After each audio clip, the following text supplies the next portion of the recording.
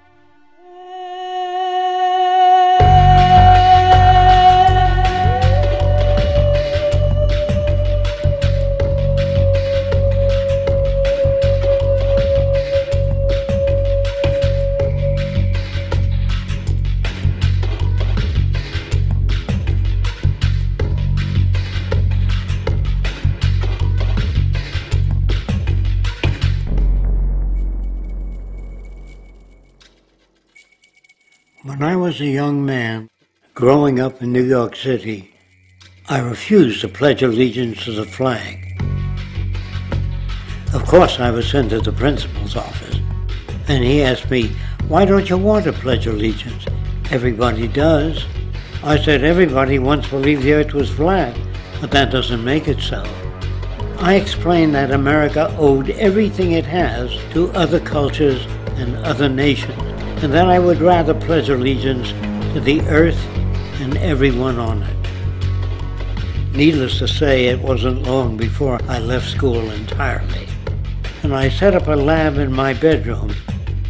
There I began to learn about science and nature. I realized then that the universe is governed by laws, and that the human being, along with society itself, was not exempt from these laws. Then came the crash of 1929, which began what we now call the Great Depression. I found it difficult to understand why millions were out of work, homeless, starving, while all the factories were sitting there. The resources were unchanged. It was then that I realized that the rules of the economic game were inherently invalid. Shortly after came World War II, where various nations took turns systematically destroying each other. I later calculated that all the destruction and wasted resources spent on that war could have easily provided for every human need on the planet. Since that time, I have watched humanity set the stage for its own extinction. I have watched as the precious finite resources are perpetually wasted and destroyed in the name of profit and free markets. I have watched the social values of society be reduced into a base artificiality of materialism and mindless consumption. And I have watched as the monetary powers control the political structure of supposedly free societies. I'm 94 years old now, and I'm afraid my disposition is the same as it was 75 years ago. This shit's got to go.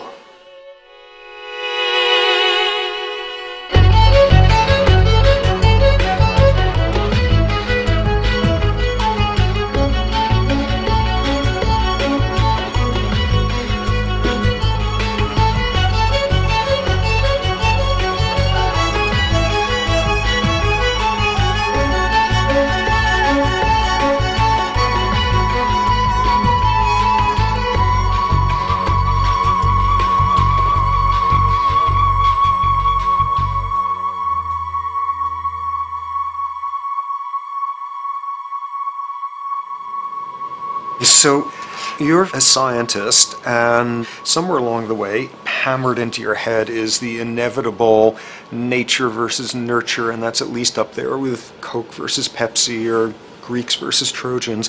So nature versus nurture, this by now utterly oversimplifying view of where influences are, influences on how a cell deals with an energy crisis, up to what makes us who we are on the most individualistic levels of personality.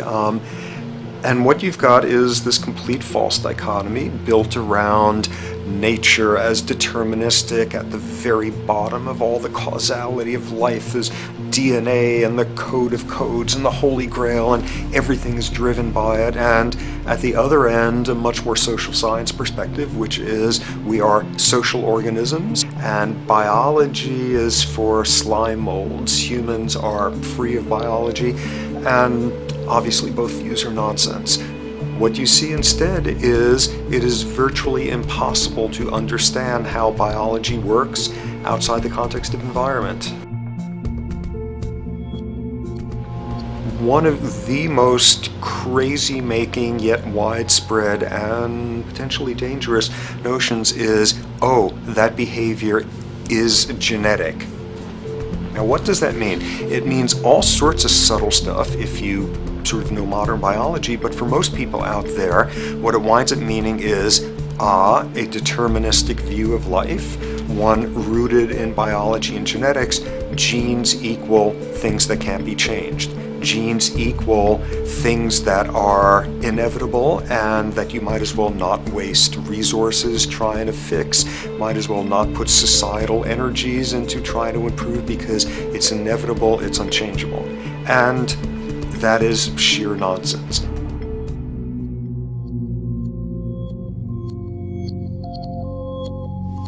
It is widely thought that conditions like ADHD are genetically programmed, conditions like schizophrenia are genetically programmed. The truth is the opposite. Nothing is genetically programmed. They're very rare diseases. I mean, a small handful, extremely sparsely represented in the population, that are truly genetically determined. Most complex conditions might have a predisposition that is a genetic component, but a predisposition is not the same as a predetermination. The whole search for the source of diseases in the genome was doomed to failure before anybody even thought of it, because most diseases are not genetically predetermined. Heart disease, cancer, strokes, rheumatoid conditions, autoimmune conditions in general, mental health conditions, addictions, these are none of them genetically determined. Breast cancer, for example, out of 100 women with breast cancer, only 7 will carry the breast cancer genes. 93 do not. And out of 100 women who do have the genes, not all of them will get cancer.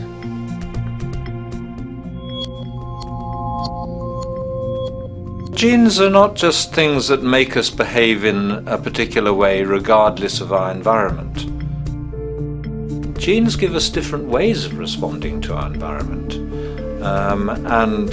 In fact, it looks as if some of the early childhood influences of a kind of child rearing affects gene expression, actually turning on and off different genes to put you on a different developmental track, which may suit the kind of world you've got to deal with. So, for example, a study done in Montreal with suicide victims looked at autopsies of the brains of these people. And it turned out that if a suicide victim, these are usually young adults, had been abused as children, the abuse actually caused a genetic change in the brain that was absent in the brains of people who had not been abused. That's an epigenetic effect. Epi means on top of, so that the epigenetic influence is what happens environmentally to either activate or deactivate certain genes. In New Zealand, there's a study that was done in a town called Dunedin, in which a few thousand individuals were studied from birth up to into their 20s. What they found was that they could identify a genetic mutation, an abnormal gene, which did have some relation to the predisposition to commit violence, but only if the individual had also been subjected to severe child abuse. In other words, a child with this abnormal gene would be no more likely to be violent than anybody else, and in fact they actually had a lower rate of violence than people with normal genes, as long as they weren't abused as children. Great additional example of the ways in which genes are not be-all, end-all. Fancy technique where you can take a specific gene out of a mouse, that mouse and its descendants will not have that gene, you have knocked out that gene. So there's this one gene that codes for a protein that has something to do with learning and memory, and this fabulous demonstration, knock out that gene and you have a mouse that doesn't learn as well. Ooh, a genetic basis for intelligence. What was much less appreciated in that landmark study that got picked up by the media left and right is take those genetically impaired mice and raise them in a much more enriched, stimulating environment than your normal mice in a lab cage, and they completely overcame that deficit. So when one says in a contemporary sense that, oh, this behavior is genetic, to the extent that that's even a valid sort of phrase to use, what you're saying is there is a genetic contribution to how this organism responds to environment. Genes may influence the readiness with which an organism will deal with a certain environmental challenge. You know, that's not the version most people have in their minds, and not to be too soapboxing, but run with the old sort of version of it's genetic, and it's not that far from a history of eugenics and things of that sort. It's a widespread misconception, and it's a potentially fairly dangerous one. One reason that the sort of biological explanation for violence, one reason that hypothesis is potentially dangerous, it's not just misleading, it can really do harm, is because if you believe that, you could very easily say, well, there's nothing we can do to change the predisposition people have to becoming violent. All we can do if somebody becomes violent is punish them, lock them up or execute them. But we don't need to worry about changing the social environment or the social preconditions that may lead people to become violent, because that's irrelevant. The genetic argument allows us the luxury of ignoring past and present historical and social factors. And in the words of Louis Menand, he wrote in the New Yorker, very astutely, he said, "It's all in the genes, an explanation for the way things are that does not threaten the way things are. Why should someone feel unhappy or engage in antisocial behavior when that person is living in the freest and most prosperous nation on earth? It can't be the system. There must be a flaw in the wiring somewhere," which is a good way of putting it. So the genetic argument is simply a cop-out, which allows us to ignore the social and economic and political factors that in fact underlie many troublesome behaviors.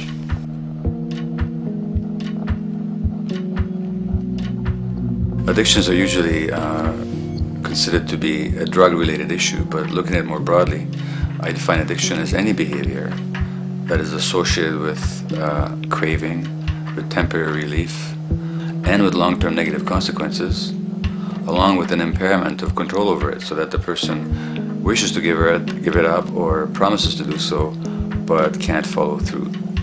And when you understand that, then you can see that there are many more addictions than simply those related to drugs. So there's workaholism, there's addiction to shopping, to the internet, to video games. There's the addiction to power. People have power, but they want more and more and more. Nothing is ever enough for them. Acquisition, corporations that must own more and more. The addiction to oil, or at least to the wealth and to the products made accessible to us by oil. Look at the negative consequences on the environment.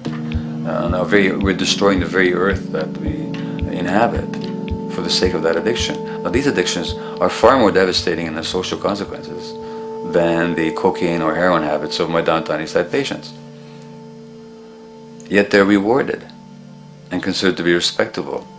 The tobacco company executive that shows a higher profit will get a much bigger reward. He doesn't face any negative consequences legally or otherwise. In fact, he's a respected member of the board of several other corporations. But tobacco smoke-related diseases kill 5.5 million people around the world every year. In the United States, they kill 400,000 people a year. And these people are addicted to what? To profit. To such a degree are they addicted that they're actually in denial about the impact of their activities, which is typical for addicts, is denial. And that's a respectable one. It's respectable to be addicted to profit no matter what the cost. So what is acceptable and what is respectable is a highly arbitrary phenomenon in our society. And it seems like the greater the harm, the more respectable the addiction.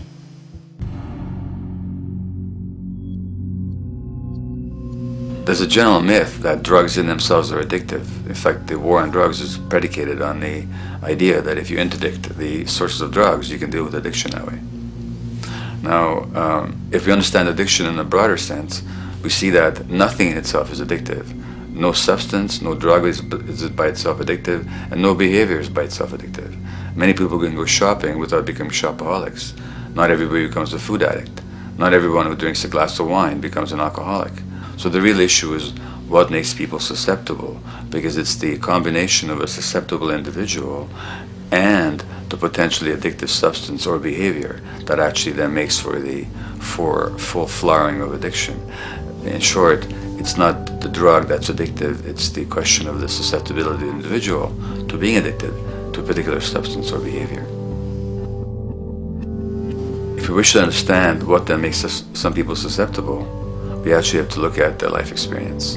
The old idea, although it's old, but it's still broadly held, that addictions are due to some genetic cause is simply scientifically untenable. What the case is actually is that certain life experiences make people susceptible. Life experiences that not only shape the person's personality and psychological needs, but also their very brains in certain ways. And that process begins in utero.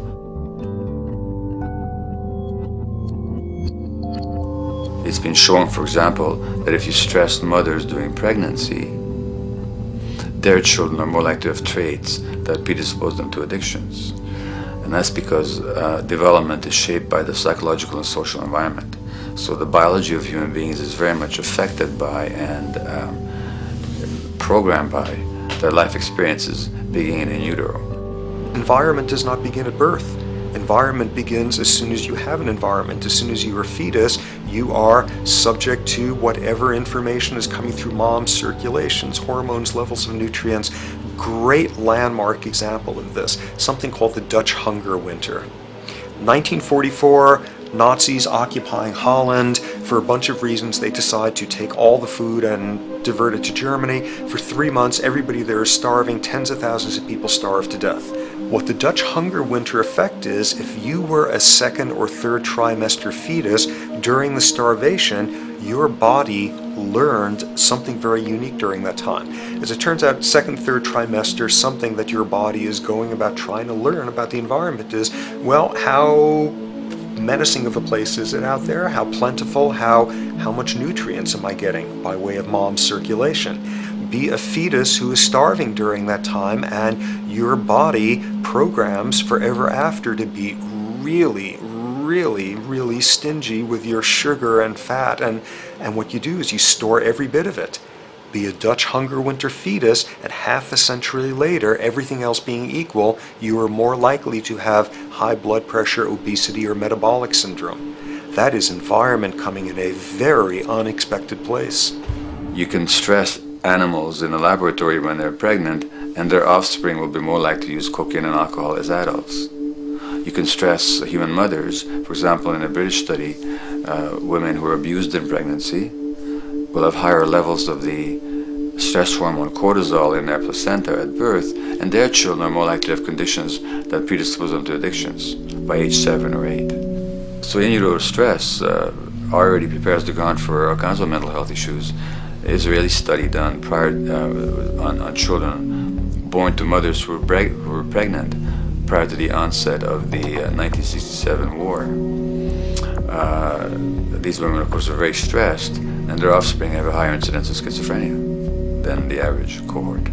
So there's plenty of evidence now that prenatal effects have a huge impact on the developing human being.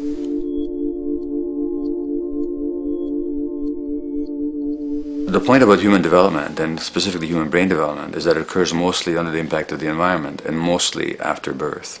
Now, if you compare us to a horse, which can run on the first day of life, we see that we are very undeveloped. We can't muster that much neurological coordination, balance, muscle strength, visual acuity until a year and a half, 2 years. And that's because the brain development that in the horse happens in the safety of the womb, in a human being has to happen after birth. And that has to do with simple evolutionary logic. As the head gets larger, which is what makes us into human beings, the burgeoning of the forebrain is what creates the human species, actually. At the same time, we walk on 2 legs, so our pelvis narrows to accommodate that. So now we have a narrower pelvis, a larger head. Bingo, we have to be born prematurely. And that means that the brain development that in other animals occurs in utero, in us, occurs after birth. And much of that under the impact of the environment. And the concept of neural Darwinism simply means that the circuits that get the appropriate input from the environment will develop optimally, and the ones that don't will either not develop optimally or perhaps not at all. If you take a child with perfectly good eyes at birth and you put him in a dark room for 5 years, he'll be blind thereafter for the rest of his life, because the circuits of vision require light waves for their development, and without that, even the rudimentary circuits present and active at birth will atrophy and die, and new ones will not develop. There's a significant way in which early experiences shape adult behavior,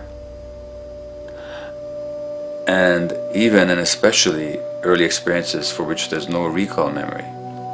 It turns out that there are two kinds of memory. There is explicit memory, which is recall. This is when you can call back facts, details, episodes, circumstances.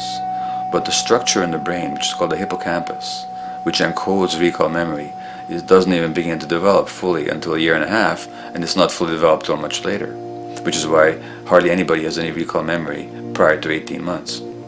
But there's another kind of memory, which is called implicit memory, which is in fact an emotional memory, where the emotional impact and the interpretation that the child makes of those emotional experiences is ingrained in the brain in the form of nerve circuits ready to fire without specific recall. So to give you a clear example, people who are adopted have a lifelong sense of rejection very often. They can't recall the adoption, they can't recall the separation of a birth mother, because there's nothing there to recall with. But the emotional memory of separation and rejection is deeply embedded in their brains. Hence, they're much more likely to experience a sense of rejection and a great emotional upset when they perceive themselves as being rejected than other people. That's not unique to people who are adopted, but it's particularly strong in them because of this function of implicit memory. People who are addicted, given that they, according to all the research literature, certainly in my experience, the hardcore addicts virtually were all significantly abused as children or suffered severe emotional loss. Their emotional or implicit memories are those of a world that's not safe and not helpful, caregivers who are not to be trusted, and relationships that are not safe enough to open up to vulnerably. And hence their responses tend to be to keep themselves separate from really intimate relationships, not to trust caregivers, doctors and other people who are trying to help them, and generally see the world as an unsafe place. And that's strictly a function of implicit memory, which sometimes has to do with incidents they don't even recall.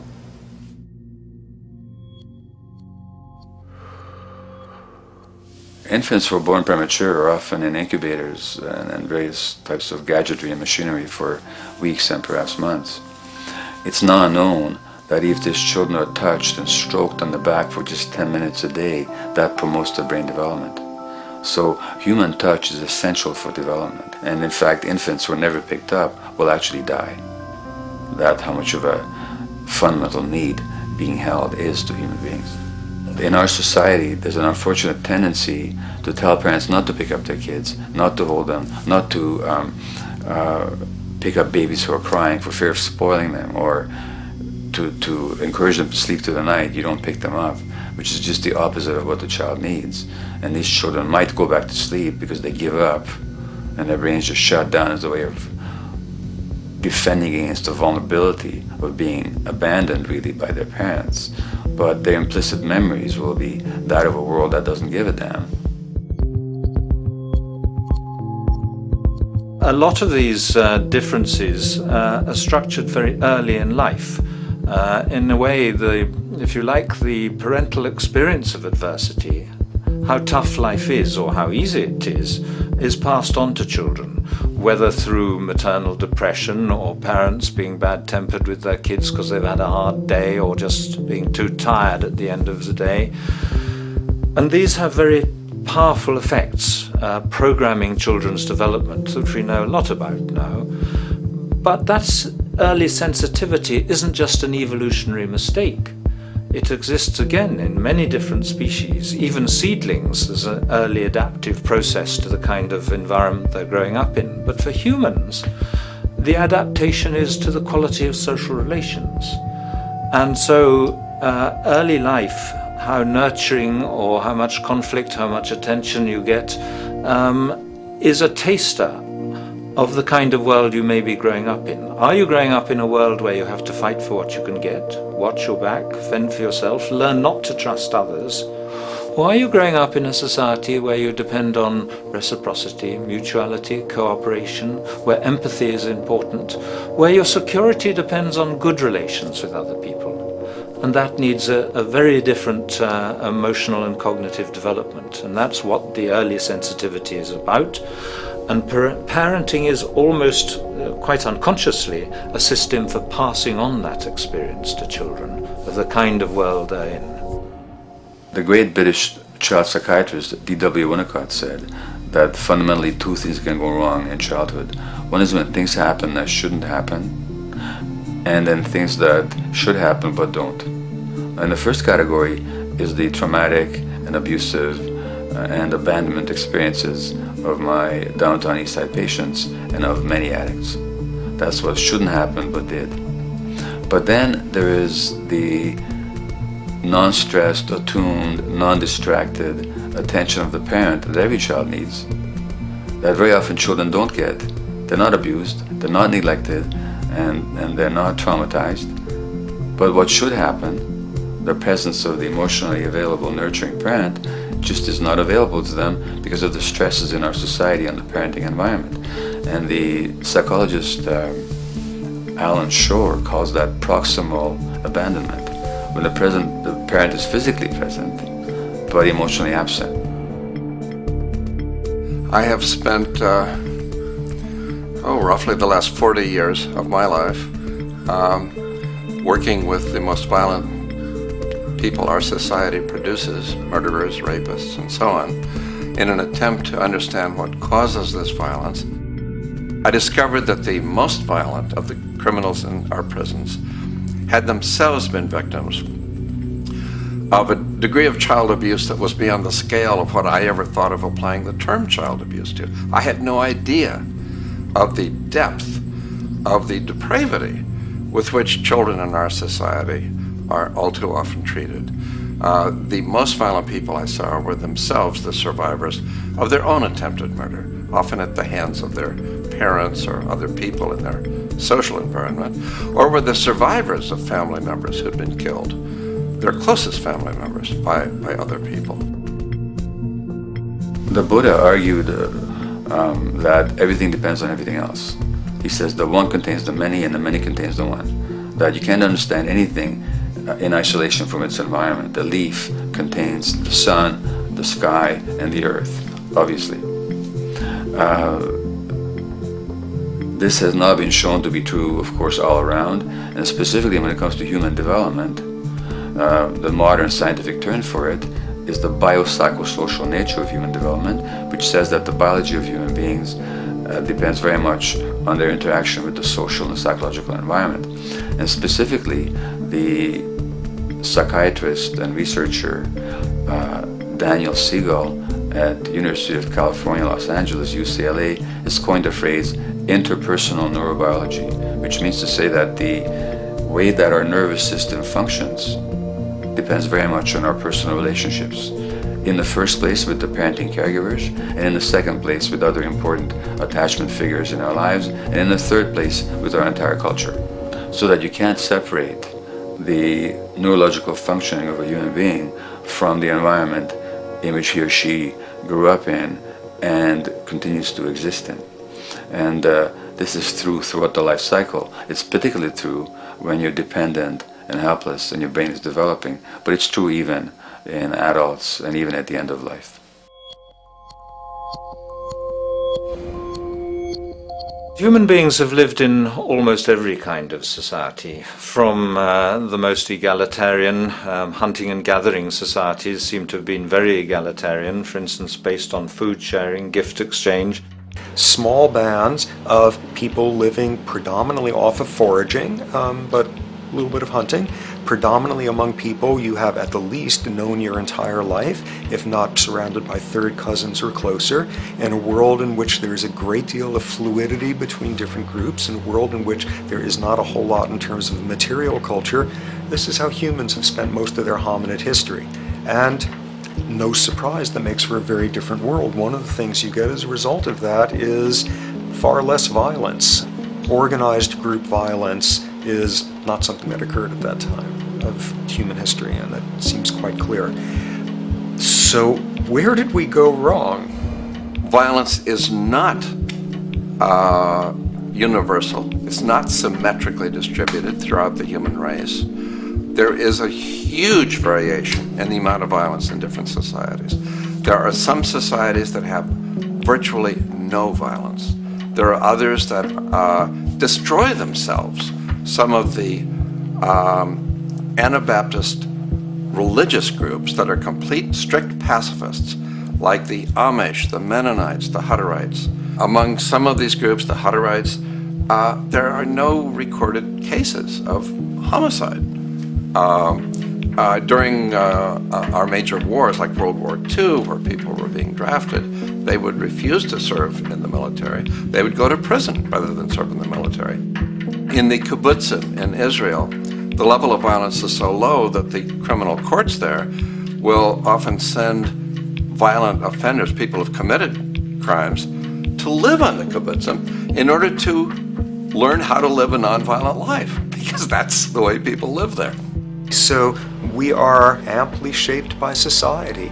Our societies in the broader sense, including our theological, our metaphysical, our linguistic influences, etc., our societies help shape us as to whether or not we think life is basically about sin or about beauty, whether the afterlife will carry a price for how we live our lives or if it's irrelevant.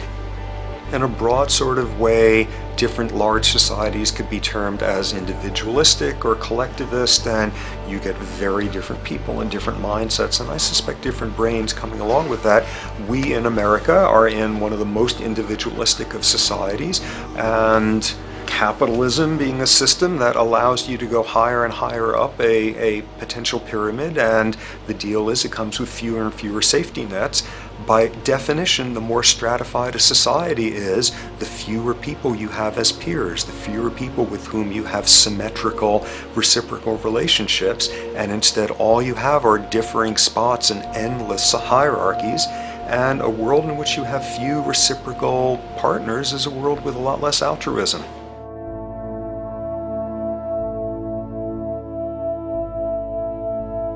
Alright, so this brings us to a total impossible juncture, which is to try to make sense in perspective of science as to what the nature is of human nature. You know, on a certain level, the nature of our nature is not to be particularly constrained by our nature. We come up with more social variability than any species out there, more systems of belief, of styles of family structures, of ways of raising children. The capacity for variety that we have is extraordinary. In a society which is predicated on competition and really very often the ruthless exploitation of one human being by another, the profiteering of other people's problems, and very often the creation of problems for the purpose of profiteering, the ruling ideology will very often justify that behavior by appeals to some fundamental and unalterable human nature. So the myth in our society is that people are competitive by nature, and that they're individualistic, and that they're selfish. The real reality is quite the opposite. We have certain human needs. The only way that you can talk about human nature concretely is by recognizing that there's certain human needs. We have a human need for companionship and for close contact, to be loved, to be attached to be accepted, to be seen, to be received for who we are. If those needs are met, we develop into people who are compassionate and cooperative and who have empathy for other people. So the opposite that we often see in our society is in fact the distortion of human nature, precisely because so few people have their needs met.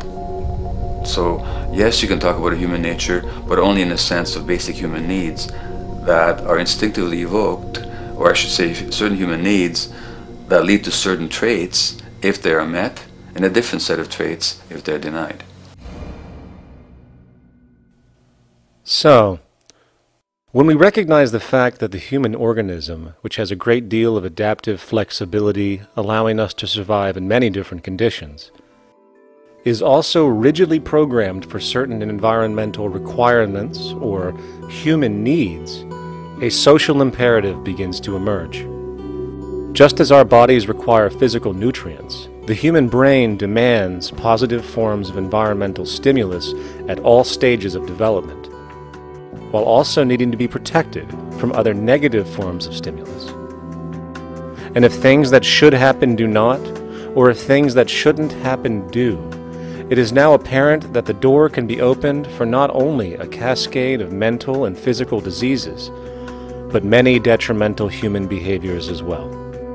So as we turn our perspective now outward and take account for the state of affairs today, we must ask the question, is the condition we have created in the modern world actually supporting our health? Is the bedrock of our socioeconomic system acting as a positive force for human and social development and progress? Or is the foundational gravitation of our society actually going against the core evolutionary requirements needed to create and maintain our personal and social well-being?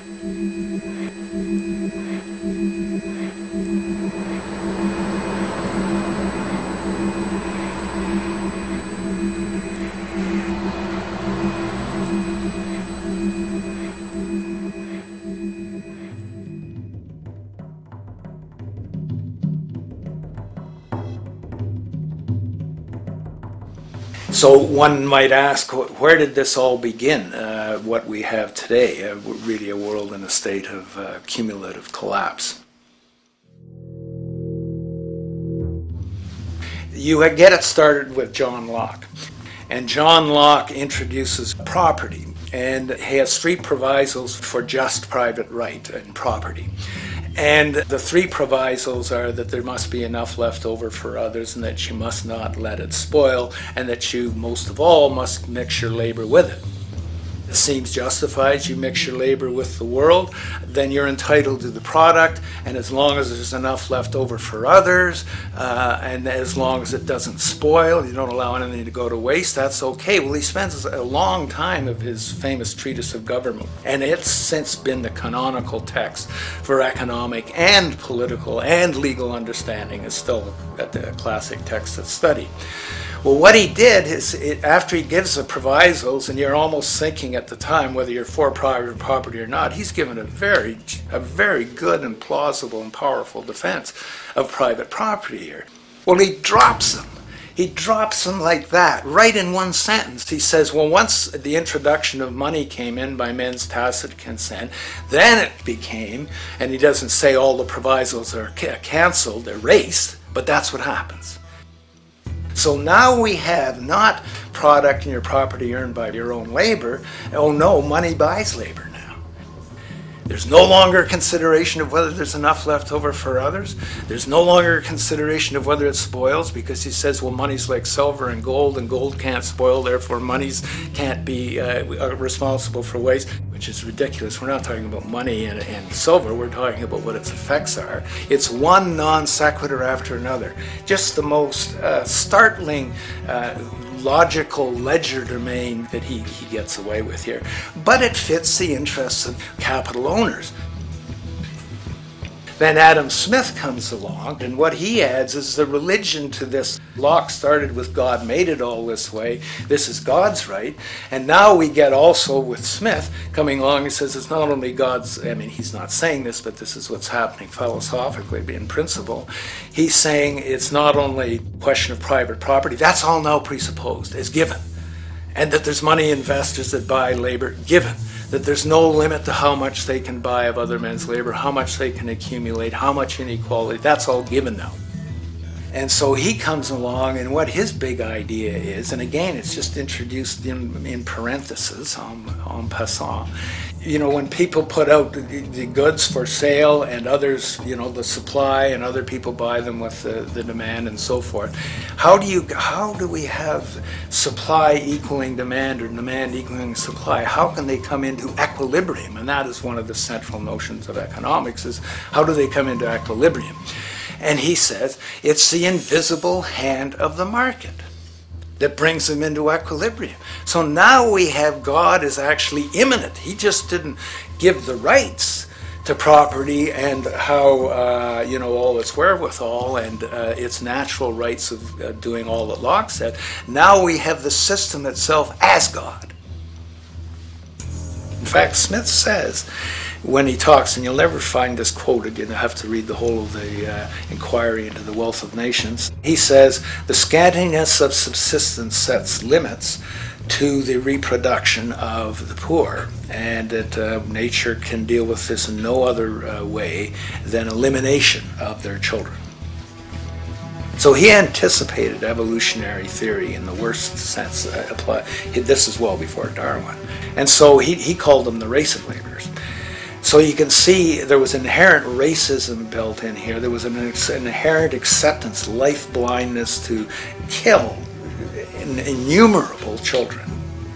And he thought, well, that's the invisible hand making supply meet demand and demand meet supply. So see how wise God is. So you can see a lot of the really virulent, life-destructive, eco-genocidal things that are going on now have, in a way, a thought gene back in Smith too.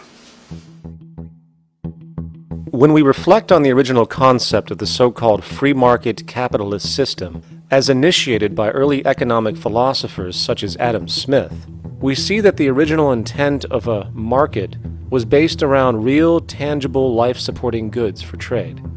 Adam Smith never fathomed that the most profitable economic sector on the planet would eventually be in the arena of financial trading or so-called investment, where money itself is simply gained by the movement of other money in an arbitrary game which holds zero productive merit to society. Yet, regardless of Smith's intent, the door for such seemingly anomalous advents was left wide open by one fundamental tenet of this theory. Money is treated as a commodity in and of itself. Today, in every economy of the world, regardless of the social system they claim, money is pursued for the sake of money and nothing else. The underlying idea, which was mysteriously qualified by Adam Smith with his religious declaration of the invisible hand, is that the narrow, self-interested pursuit of this fictional commodity will somehow magically manifest human and social well-being and progress. The reality is that the monetary incentive interest, or what some have termed the money sequence of value, has now completely decoupled from the foundational life interest, which could be termed the life sequence of value. What has happened is that there's a complete confusion in economic doctrine between those two sequences. They think that the money sequence of value delivers the life sequence of value, and that's why they say if more goods are sold, if GDPs rise and so forth, therefore there'll be more well-being, enhanced well-being. We take the GDP to be basically our indicator of social health. Well, there you see the confusion. It's talking about money sequences of value, that is all the receipts, all the revenues that are derived from selling goods. And they're confusing that with life reproduction, so that you have built right into this thing from the beginning is a complete conflation of the money and life sequences of value. So we're dealing with a kind of structured delusion that becomes more and more deadly as the money sequence decouples from producing anything at all. So it's a system disorder, and the system disorder seems to be fatal.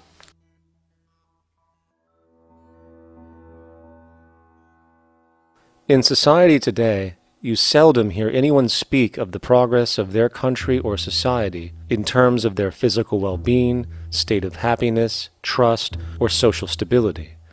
Rather, the measures are presented to us through economic abstractions.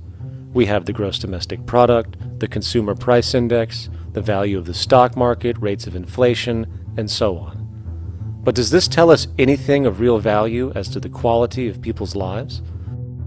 No, all these measures have to do with the money sequence itself and nothing more.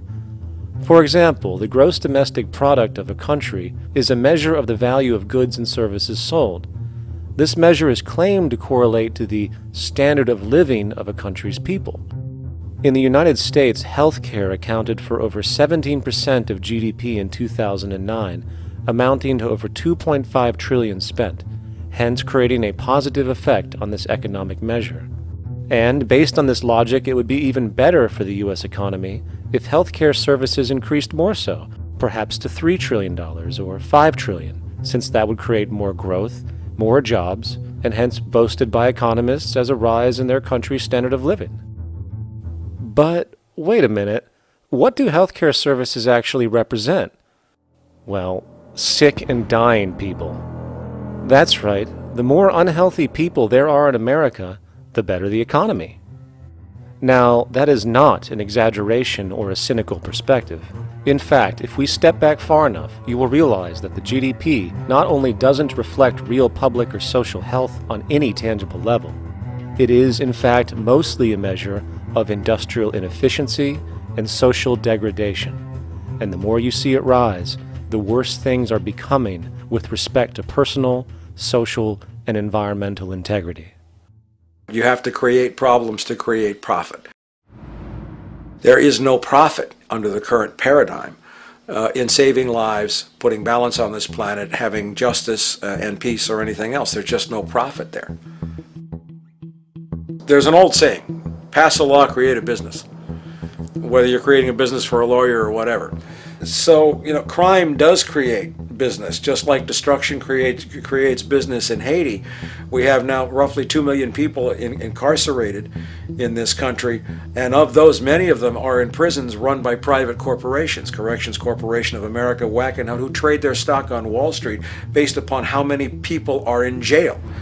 Now that's sickness, but that is a reflection of what this economic paradigm calls for. So what exactly does this economic paradigm call for? What is it that keeps our economic system going? Consumption. Or more accurately, cyclical consumption. When we break down the foundation of classic market economics, we are left with a pattern of monetary exchange that simply cannot be allowed to stop or even substantially slowed, if the society as we know it is to remain operational. There are three main actors on the economic stage: the employee, the employer, and the consumer. The employee sells labor to the employer for income. The employer sells its production services and hence goods to the consumer for income. And the consumer, of course, is simply another role of the employer and employee, spending back into the system to enable the cyclical consumption to continue. In other words, the global market system is based on the assumption that there will always be enough product demand in society to move enough money around at a rate which can keep the consumption process going. And the faster the rate of consumption, the more so-called economic growth is assumed, and so the machine goes. But hold on, I thought an economy was meant to, economize? Doesn't the very term have to do with preservation and efficiency and a reduction of waste? So how does our system, which demands consumption and the more the better, efficiently preserve or economize at all? Well, it doesn't. The intent of the market system is, in fact, the exact opposite of what a real economy is supposed to do, which is efficiently and conservatively orient the materials for production and distribution of life-supporting goods. We live on a finite planet with finite resources, where, for example, the oil we utilize took millions of years to develop, where the minerals we use took billions of years to develop. So, having a system that deliberately promotes the acceleration of consumption for the sake of so-called economic growth is pure ecocidal insanity. Absence of waste, that's what efficiency is. Absence of waste.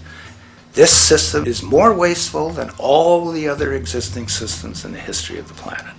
Every level of life organization and life system is in a state of crisis and challenge and decay or collapse. No peer-reviewed journal in the last 30 years will tell you anything different. That is that every life system is in decline, as well as social programs, as well as our water access. Try to name any means of life that isn't threatened and in danger. You can't. There really isn't one, and that's very, very despairing. But we haven't even figured out the causal mechanism. We don't want to face the causal mechanism. We just want to go on, that's what insanity is, where you keep doing the same thing over and over again, though it clearly doesn't work. So you're really dealing with not an economic system, but I would go so far as to say an anti-economic system. There's an old saying that the competitive market model seeks to create the best possible goods at the lowest possible prices. This statement is essentially the incentive concept, which justifies market competition based on the assumption that the result is the production of higher quality goods. If I was going to build myself a table from scratch, I would naturally build it out of the best, most durable materials possible, right? With the intent for it to last as long as possible. Why would I want to make something poor, knowing I would have to eventually do it again and expend more materials and more energy? Well, as rational as that may seem in the physical world, when it comes to the market world, it is not only explicitly irrational, it is not even an option. It is technically impossible to produce the best of anything if a company is to maintain a competitive edge and hence remain affordable to the consumer. Literally everything created and set for sale in the global economy is immediately inferior the moment it is produced, for it is a mathematical impossibility to make the most scientifically advanced, efficient, and strategically sustainable products. This is due to the fact that the market system requires that cost efficiency, or the need to reduce expenses, exist at every stage of production, from the cost of labor to the cost of materials and packaging, and so on. This competitive strategy, of course, is to make sure the public buys their goods rather than from a competing producer, which is doing the exact same thing to also make their goods both competitive and affordable. This immutably wasteful consequence of the system could be termed intrinsic obsolescence. However, this is only one part of a larger problem. A fundamental governing principle of market economics, one that you will not find in any textbook, by the way, is the following. Nothing produced can be allowed to maintain a lifespan longer than what can be endured in order to continue cyclical consumption. In other words, it is critical that stuff break down, fail, and expire within a certain amount of time. This is termed planned obsolescence. Planned obsolescence is the backbone of the underlying market strategy of every goods-producing corporation in existence. While very few, of course, would admit to such a strategy outright, what they do is mask it within the intrinsic obsolescence phenomenon just discussed, while often ignoring or even suppressing new advents in technology which might create a more sustainable, durable good. So, if it wasn't wasteful enough that the system inherently cannot allow the most durable and efficient goods to be produced, planned obsolescence deliberately recognizes that the longer any good is in operation, the worse it is for sustaining cyclical consumption and hence the market system itself. In other words, product sustainability is actually inverse to economic growth, and hence there is a direct, reinforced incentive to make sure lifespans are short of any given good produced.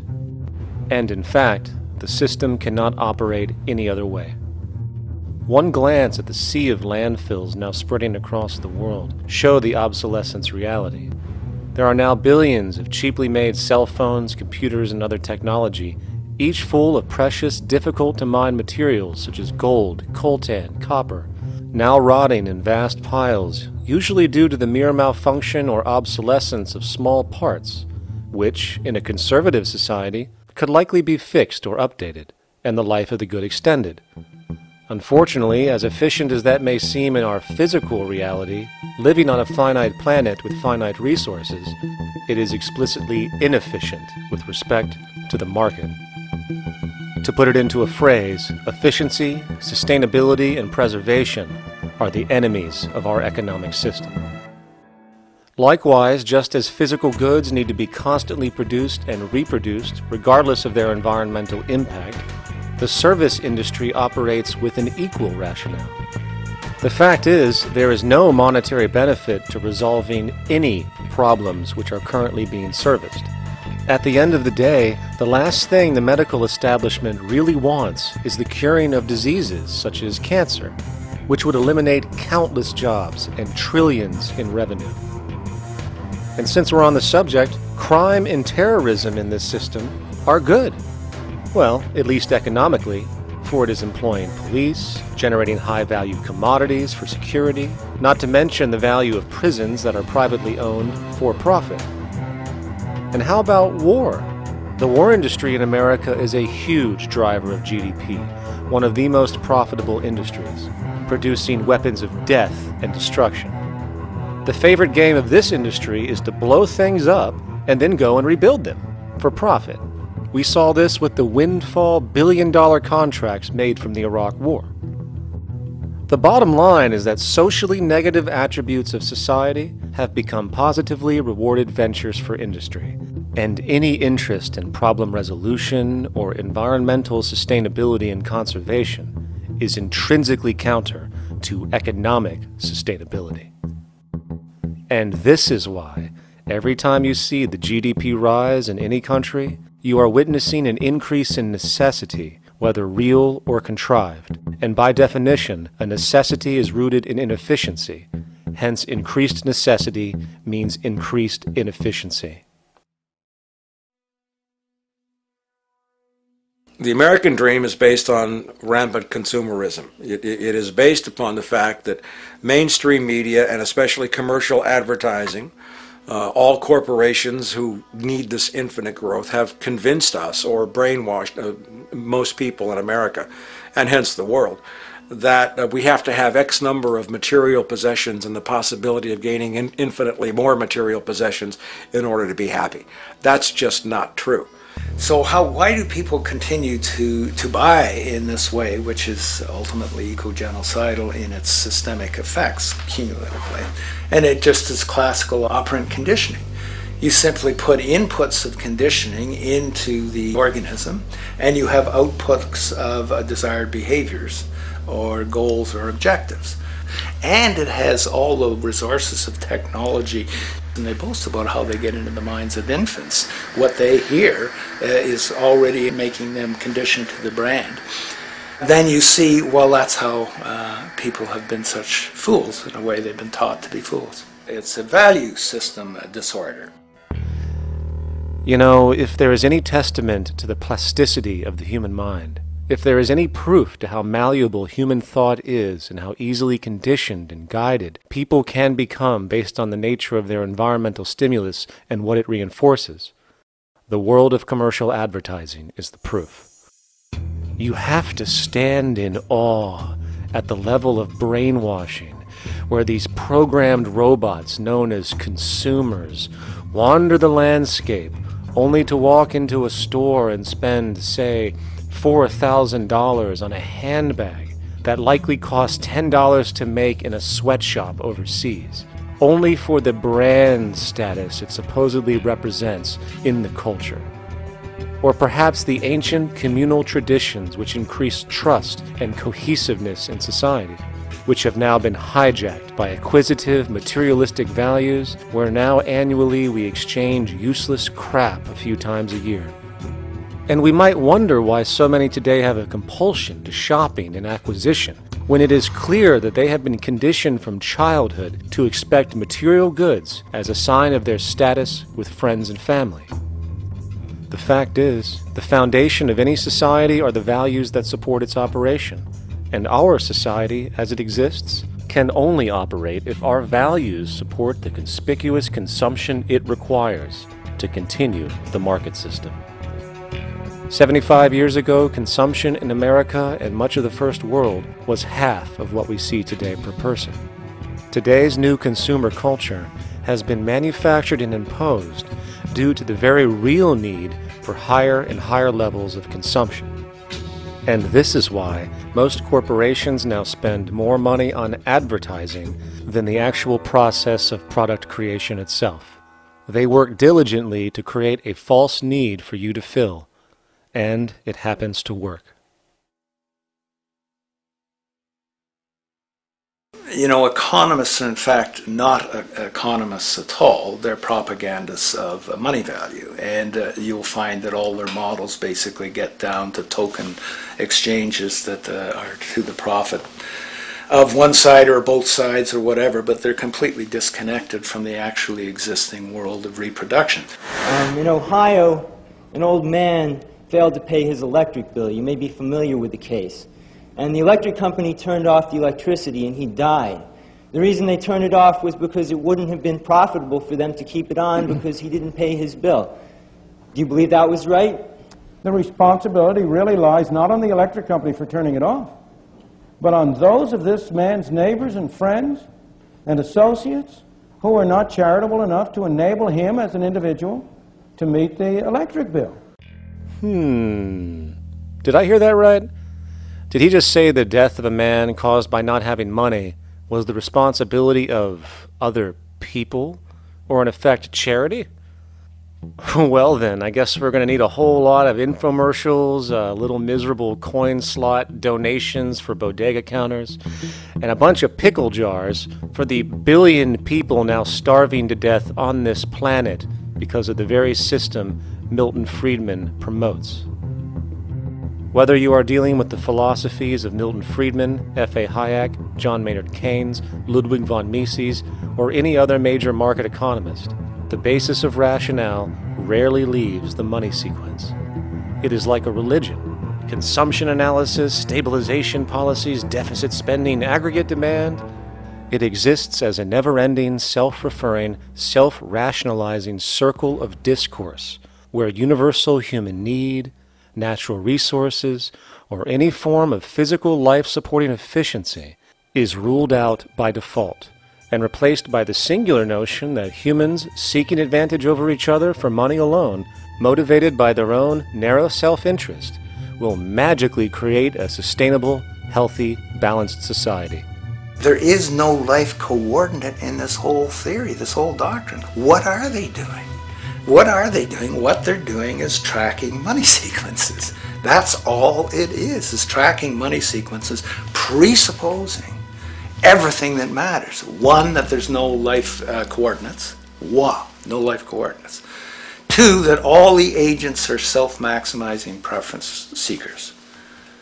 That is, they think of nothing other than themselves and what they can get most for themselves. That's the notion, that's the ruling notion of rationality. Self-maximizing choice. And the only thing that they're interested in self-maximizing is money or commodities. Well, where does social relations come in? It doesn't, except in the exchange to self-maximize. Where do our natural resources come in? They don't, except to exploit. Where does the family come in as being able to survive? It doesn't. They have to have money in order to purchase any good.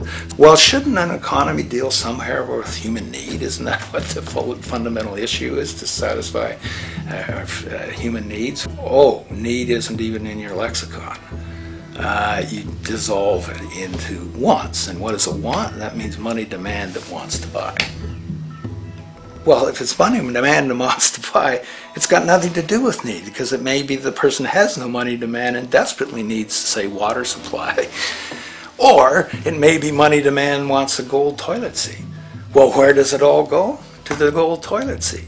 And you call this economics? Like, it's really, when one thinks of it, it's got to be the most bizarre delusion in the history of human thought.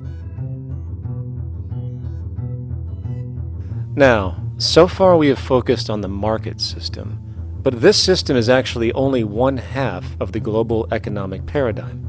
The other half is the monetary system. While the market system deals with the interaction of people gaming for profit across the spectrum of labor, production, and distribution, the monetary system is an underlying set of policies set by financial institutions which create conditions for the market system, among other things. It includes terms we often hear, such as interest rates, loans, debt, the money supply, inflation, etc. And while you might want to pull your hair out listening to the gibberish coming from the monetary economists, modest preemptive actions can obviate the need of more drastic actions at a later date. The nature and effect of this system is actually quite simple.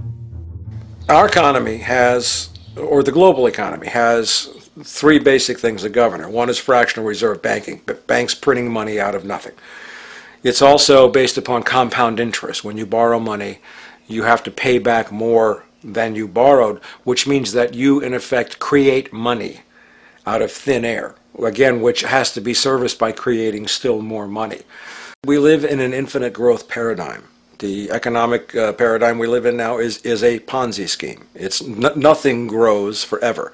It's not possible. As a great psychologist James Hillman wrote, the only thing that grows in a human body after a certain age is cancer. It's not just the amount of money that has to keep growing, it's the amount of consumers. Consumers to borrow money at interest to generate more money, and obviously that's not possible on a finite planet. People are basically vehicles to just create money, which must create more money to keep the whole thing from falling apart, which is what's happening right now. There are really only two things anyone needs to know about the monetary system. 1. All money is created out of debt. Money is monetized debt, whether it materialized from treasury bonds, home loan contracts, or credit cards. In other words, if all outstanding debt was to be repaid right now, there would not be $1 in circulation. And 2. Interest is charged on virtually all loans made, and the money needed to pay back this interest does not exist in the money supply outright. Only the principal is created by the loans, and the principal is the money supply. So, if all this debt was to be repaid right now, not only would there not be $1 left in circulation, there would also be a gigantic amount of money owed that is literally impossible to pay back, for it does not exist. The consequence of all of this is that two things are inevitable: inflation and bankruptcy.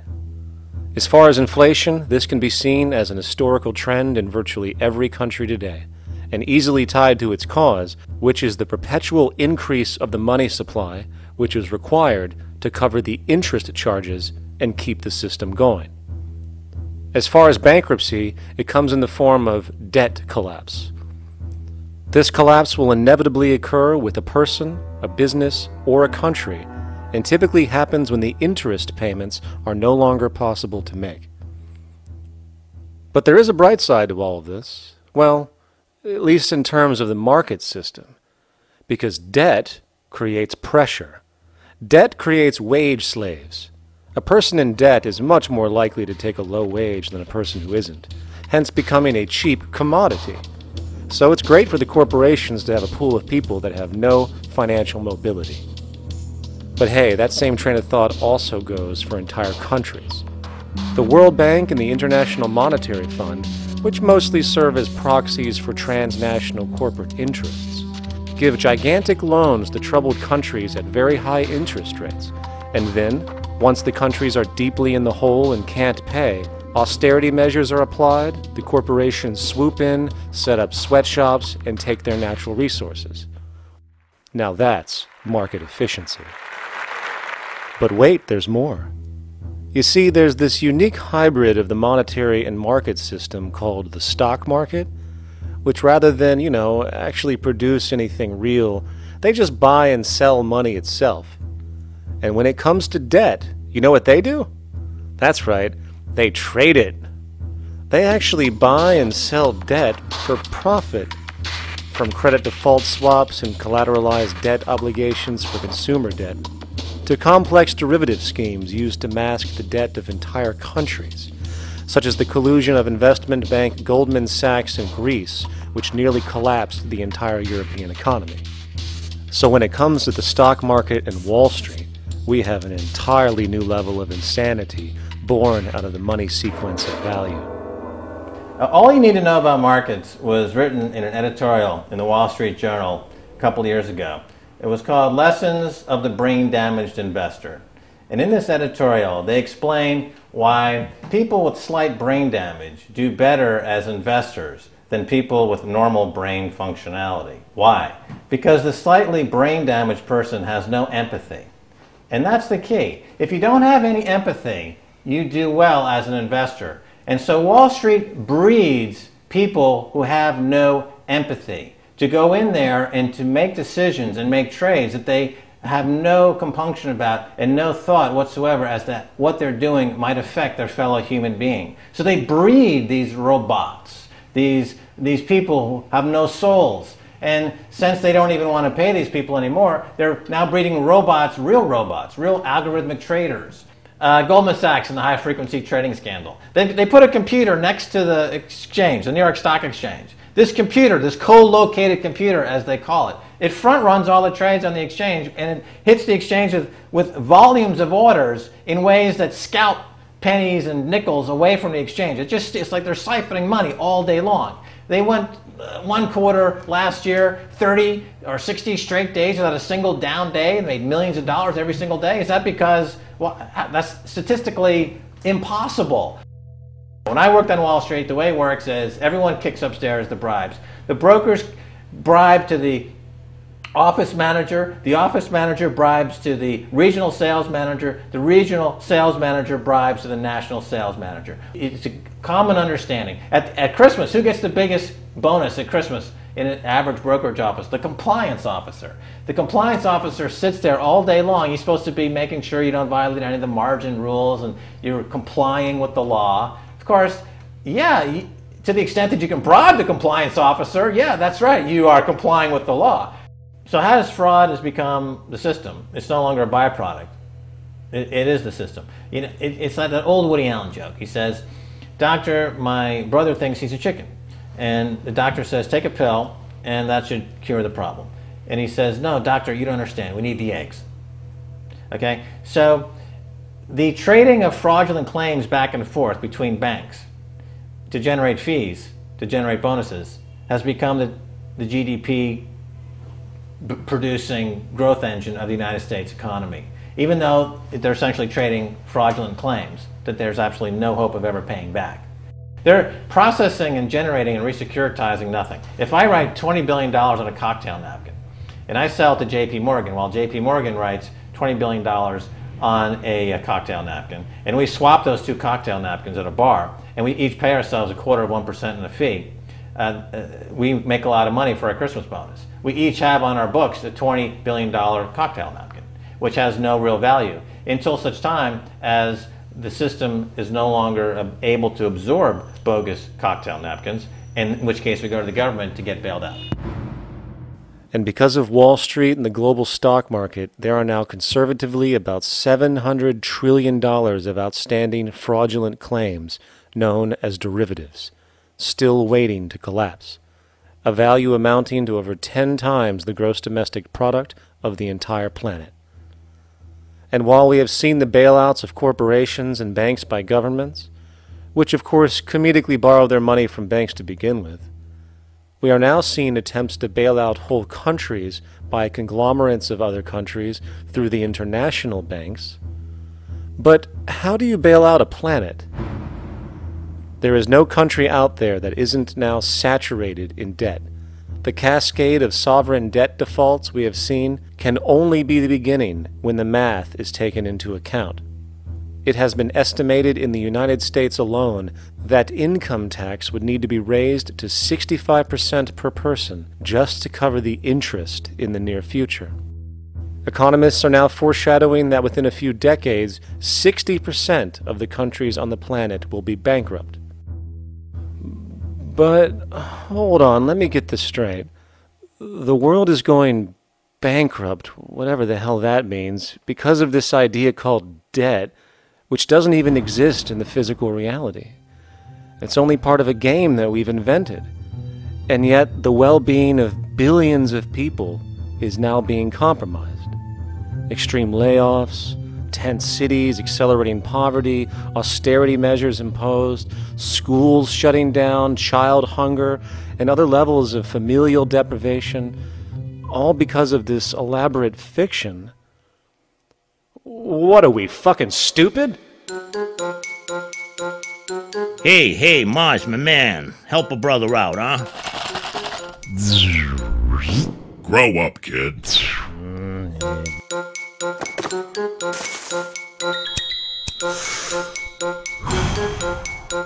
Saturn, what's up, man? You remember that smoking nebula I hooked you up with a while back? Listen, Earth, we're getting really tired of you.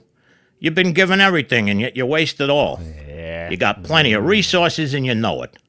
Why don't you grow up and learn some responsibility, for Christ's sake? You're making your mother miserable.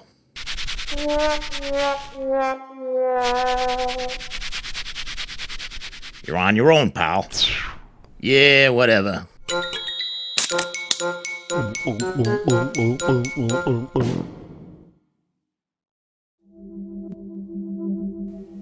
Now, all of this considered, from the waste machine known as the market system to the debt machine known as the monetary system, hence creating the monetary market paradigm which defines the global economy today, there is one consequence that runs through the entire machine: inequality. Whether it is the market system which creates a natural gravitation towards monopoly and power consolidation, while also generating pockets of wealthy industries that tower over others regardless of utility, such as the fact that top hedge fund managers on Wall Street now take home over $300 million a year for contributing literally nothing, while a scientist looking for a cure for a disease trying to help humanity might make $60,000 a year if they're lucky. Or whether it is the monetary system, which has class division built right into its structure. For example, if I have $1 million to spare and I put it into a CD at 4% interest, I will make $40,000 a year. No social contribution, no nothing. However, if I'm a lower class person and have to take loans to buy my car or home, I am paying in interest, which, in abstraction, is going to pay that millionaire with the 4% CD. This stealing from the poor to pay the rich is a foundational, built-in aspect of the monetary system, and it could be labeled structural classism. Of course, historically, social stratification has always been deemed unfair, but obviously accepted overall as now 1% of the population owns 40% of the planet's wealth. But, material fairness aside, there is something else going on underneath the surface of inequality, causing an incredible deterioration in public health as a whole. Well, I think people are often puzzled by the contrast between the material success of our societies, unprecedented levels of wealth, and the many social failings. I mean, you know, if you look at the rates of drug abuse or violence or self-harm amongst kids or mental illness, there's clearly something going deeply wrong with our societies. What the data that I've been describing does is simply shows that intuition that people have had for hundreds of years, that inequality is divisive and socially corrosive, that intuition is truer than I think we ever imagined. There are very powerful psychological and social effects of inequality, more to do, I suppose, with feelings of superiority and inferiority, that kind of division, and maybe going with the sort of respect, disrespect, people feeling looked down on at the bottom, which, by the way, is why violence is more common in more unequal societies. It's the trigger to violence is so often people feeling looked down on and disrespected. If there is one principle I can emphasize that is the most important principle underlying the prevention of violence, it would be equality. The single most significant factor that affects the rate of violence is the degree of equality versus the degree of inequality in that society. So what one's looking at is a sort of general social dysfunction. It's not just one or two things that go wrong as inequality increases. It seems to be everything, whether we're talking about crime or health or mental illness or whatever. One of the really disturbing findings out in public health there is never ever make the mistake of being poor or being born poor. Your health pays for it in endless sorts of ways, something known as the health socioeconomic gradient. As you move down from the highest strata in society in terms of socioeconomic status, every step down, health gets worse for umpteen different diseases. life expectancy gets worse, infant mortality rate, everything you could look at. So a huge issue has been, why is it that this gradient exists? Totally simple, obvious answer, which is if you are chronically sick, you're not going to be very productive, so health causes drive socioeconomic differences. Not that in the slightest. On the very simple level that you could look at socioeconomic status of a 10-year-old, and that's going to predict something about their health decades later. So that's the direction of causality. Next one, what's it about? Oh, it's perfectly obvious. Poor people can't afford to go to the doctor.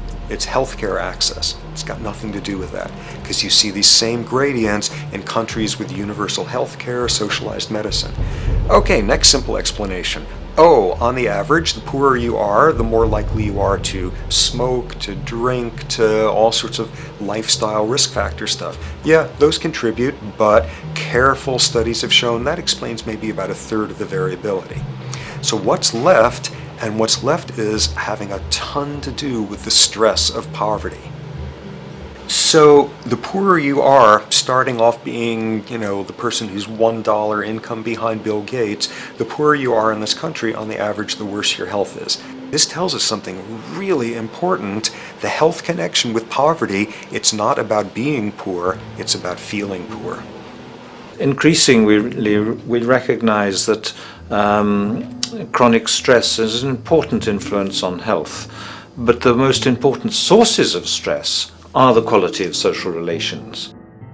And if there is anything that lowers the quality of social relations, it is the socioeconomic stratification of society. What science has now shown is that regardless of material wealth, the stress of simply living in a stratified society leads to a vast spectrum of public health problems. And the greater the inequality, the worse they become. Life expectancy, longer in more equal countries. Drug abuse, less in more equal countries. Mental illness, less in more equal countries. Social capital, meaning the ability of people to trust each other, naturally greater in more equal countries. Educational scores, higher in more equal countries. Homicide rates, less in more equal countries. Crime and rates of imprisonment, less in more equal countries. It goes on and on. Infant mortality, obesity, teen birth rate, less in more equal countries. And perhaps most interesting, innovation, greater in more equal countries, which challenges the age-old notion that a competitive, stratified society is somehow more creative and inventive. Moreover, a study done in the UK called the Whitehall Study confirmed that there is a social distribution of disease as you go from the top of the socioeconomic ladder to the bottom. For example, it was found that the lowest rungs of the hierarchy had a 4-fold increase of heart disease-based mortality compared to the highest rungs. And this pattern exists irrespective of access to health care. Hence, the worse a person's relative financial status, the worse their health is going to be on average. This phenomenon is rooted in what could be termed psychosocial stress, and it is at the foundation of the greatest social distortions plaguing our society today. Its cause? The monetary market system. Make no mistake, the greatest destroyer of ecology, the greatest source of waste and depletion and pollution, the greatest purveyor of violence, war, crime, poverty, animal abuse, and inhumanity, the greatest generator of social and personal neuroses, mental disorders, depression, anxiety, not to mention the greatest source of social paralysis, stopping us from moving into new methodologies for personal health, global sustainability, and progress on this planet, is not some corrupt government or legislation, not some rogue corporation or banking cartel, not some flaw of human nature, and not some secret hidden cabal that controls the world. It is, in fact, the socio-economic system itself at its very foundation.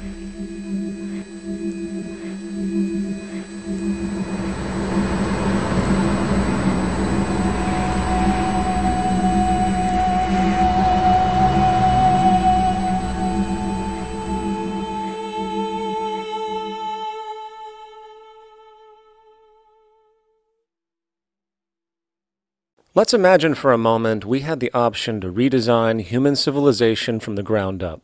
What if, hypothetically speaking, we discovered an exact replica of the planet Earth, and the only difference between this new planet and our current one is that human evolution had not occurred. It was an open palette. No countries, no cities, no pollution, no Republicans, just a pristine, open environment. So, what would we do? Well, first we need a goal, right? And it's safe to say that goal would be to survive. And not to just survive, but to do so in an optimized, healthy, prosperous way. Most people indeed desire to live, and they would prefer to do so without suffering. Therefore, the basis of this civilization needs to be as supportive and hence sustainable for human life as possible, taking into account the material needs of all the world's people while trying to remove anything that could hurt us in the long run. That goal of, say, maximum sustainability understood, the next question regards our method. What kind of approach do we take? Well, let's see. Last I checked, politics was the method of social operation on Earth. So what do the doctrines of the Republicans, liberals, conservatives, or socialists have to say about societal design? Not a damn thing. Okay, then what about religion? Surely the great creator had to have left some blueprint somewhere. No, nothing I can find. Okay then, so what's left? It appears something called science. Science is unique in that its methods demand not only that the ideas proposed be tested and replicated, but everything science comes up with is also inherently falsifiable. In other words, unlike religion and politics, science has no ego, and everything it suggests accepts the possibility of being proven wrong eventually. It holds on to nothing and evolves constantly. Well, that sounds natural enough to me. So then, based on the current state of scientific knowledge in the early 21st century, along with our goal of maximum sustainability for the human population, how do we begin the actual process of construction? Well, the first question to ask, what do we need to survive? The answer, of course, are planetary resources. Whether it is the water we drink, the energy we use, the raw materials we utilize to create tools and shelter, the planet hosts an inventory of resources, many of which are demanded for our survival. So, given that reality, it then becomes critical to figure out what we have and where it is. This means we need to conduct a survey. We simply locate and identify every physical resource on the planet we can, along with the amount available at each location, from the deposits of copper, to the most potent locations for wind farms to produce energy, to the natural freshwater springs, to an assessment of the amount of fish in the ocean, to the most prime arable land for food cultivation, etc. But, since we humans are going to be consuming these resources over time, we then realize that not only do we need to locate and identify, we also need to track. We need to make sure we don't run out of any of this stuff. That would be bad. And this means not only tracking our rates of use, but the rates of earthly regeneration as well, such as how long it takes for, say, a tree to grow or a spring to replenish. This is called dynamic equilibrium. In other words, if we use up trees faster than they can be grown back, we have a serious problem, for it is unsustainable. So then, how do we track this inventory, especially when we recognize that all of this stuff is scattered everywhere? We have large mineral mines in what we call Africa, energy concentrations in the Middle East, huge tidal power possibilities on the Atlantic coast of North America, the largest supply of fresh water in Brazil, etc. Well, once again, good old science has a suggestion. It's called systems theory. Systems theory recognizes that the fabric of the natural world, from human biology to the earthly biosphere to the gravitational pull of the solar system itself, is one huge synergistically connected system, fully interlinked. Just as human cells connect to form our organs, and the organs connect to form our bodies, and since our bodies cannot live without the earthly resources of food, air, and water, we are intrinsically connected to the earth, and so on. So, as nature suggests, we take all of this inventory and tracking data and create a system to manage it. a global resource management system, in fact, to account for every relevant resource on the planet. There is simply no logical alternative if our goal as a species is survival in the long run. We have to keep track as a whole. That understood, we can now consider production. How do we use all this stuff? What will our process of production be, and what do we need to consider to make sure it is as optimized as possible to maximize our sustainability? Well, the first thing that jumps right out at us is the fact that we need to constantly try and preserve. The planet's resources are essentially finite, so it is important that we be strategic. Strategic preservation is key. The second thing we recognize is that some resources are really not as good as others in their performance. In fact, some of this stuff, when put into use, has a terrible effect on the environment, which invariably hinders our own health. For example, oil and fossil fuels, no matter how you cut it, release some pretty destructive agents into the environment. Therefore, it is critical we do our best to use such things only when we really have to, if at all. Fortunately for us, we see a ton of solar, wind, tidal, wave, heat differential, and geothermal possibilities for energy production, so we can strategize objectively about what we use and where to avoid what could be called negative retroactions, or anything that results from production or use that damages the environment and hence ourselves. We will call this strategic safety to couple in with our strategic preservation. But production strategies do not stop there. We are going to need an efficiency strategy for the actual mechanics of production itself. And what we find is that there are roughly 3 specific protocols we must adhere to. 1. Every good we produce must be designed to last as long as possible. Naturally, the more things break down, the more resources we are going to need to replace them, and the more waste produced. 2. When things do break down or are no longer usable for whatever reason, it is critical that we harvest or recycle as much as we possibly can. So the production design must take this into account directly at the very earliest stages. 3. Quickly evolving technologies, such as electronics, which are subject to the fastest rates of technological obsolescence, would need to be designed to foreshadow and accommodate physical updates. The last thing we want to do is throw away an entire computer system just because it has only one broken part or is outdated. So we simply design the components to be easily updated, part by part, standardized and universally interchangeable, foreshadowed by the current trend of technological change. And when we realize that the mechanisms of strategic preservation, strategic safety, and strategic efficiency are purely technical considerations, devoid of any human opinion or bias, we simply program these strategies into a computer which can weigh and calculate all the relevant variables, allowing us to always arrive at the absolute best method for sustainable production based on current understandings.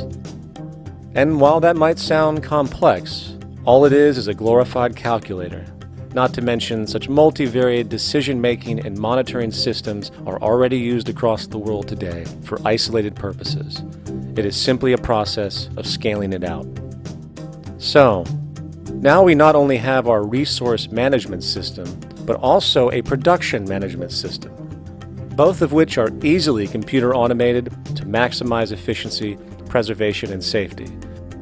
The informational reality is that the human mind, or even a group of humans, cannot track what needs to be tracked. It must be done by computers, and it can be. And this brings us to the next level, distribution. What sustainability strategies make sense here?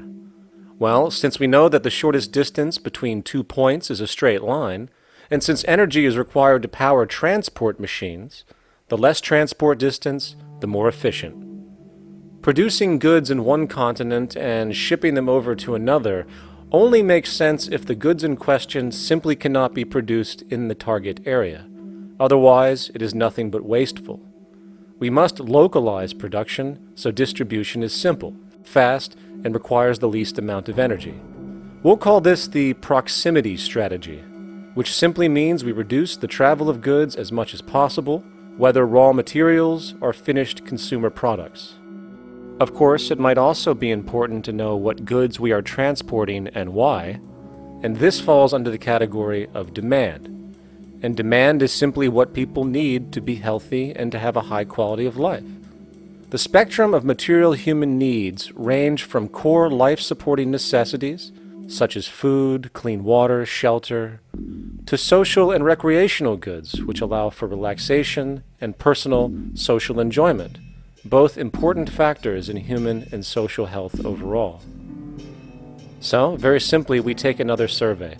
People describe their needs. Demand is assessed, and production begins based on that demand. And since the level of demand of different goods will naturally fluctuate and change around different regions, we need to create a demand distribution tracking system, so to avoid overruns and shortages.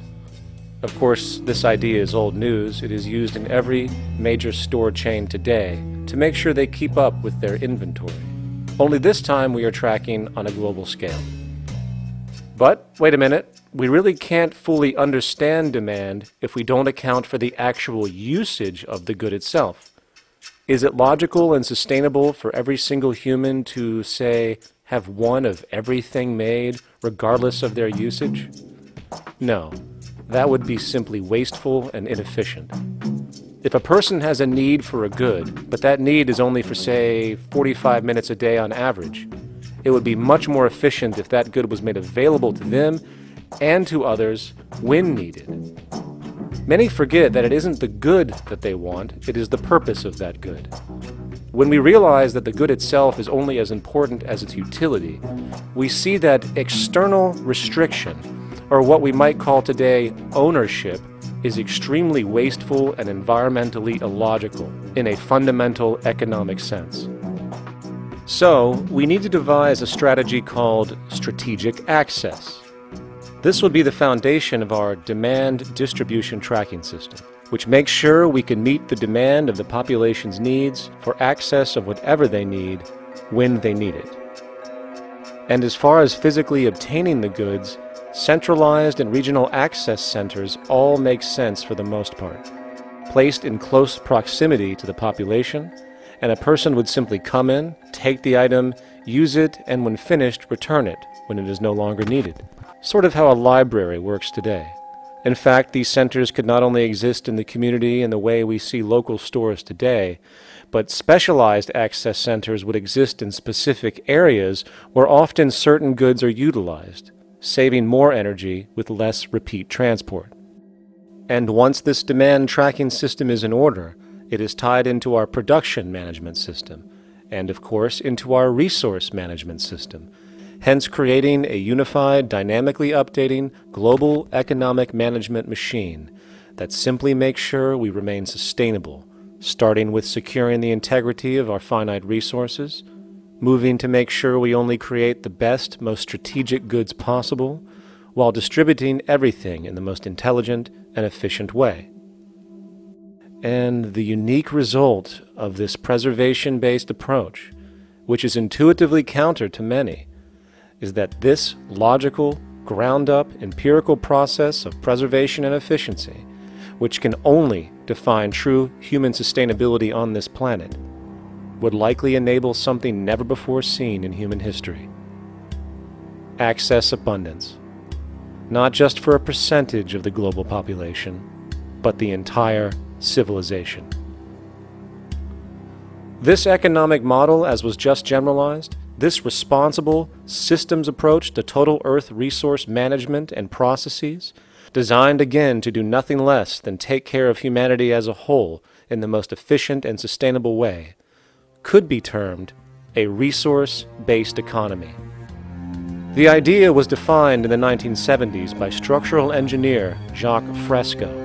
He understood back then that society was on a collision course with nature and itself, unsustainable on every level.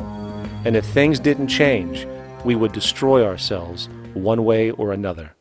All these things you're saying, Jacques, could they be built with what we know today, or are some of these things, are you guessing based on what we know today? No. All of these things can be built with what we know today. It would take 10 years to change the surface of the earth, to rebuild the world into a second Garden of Eden.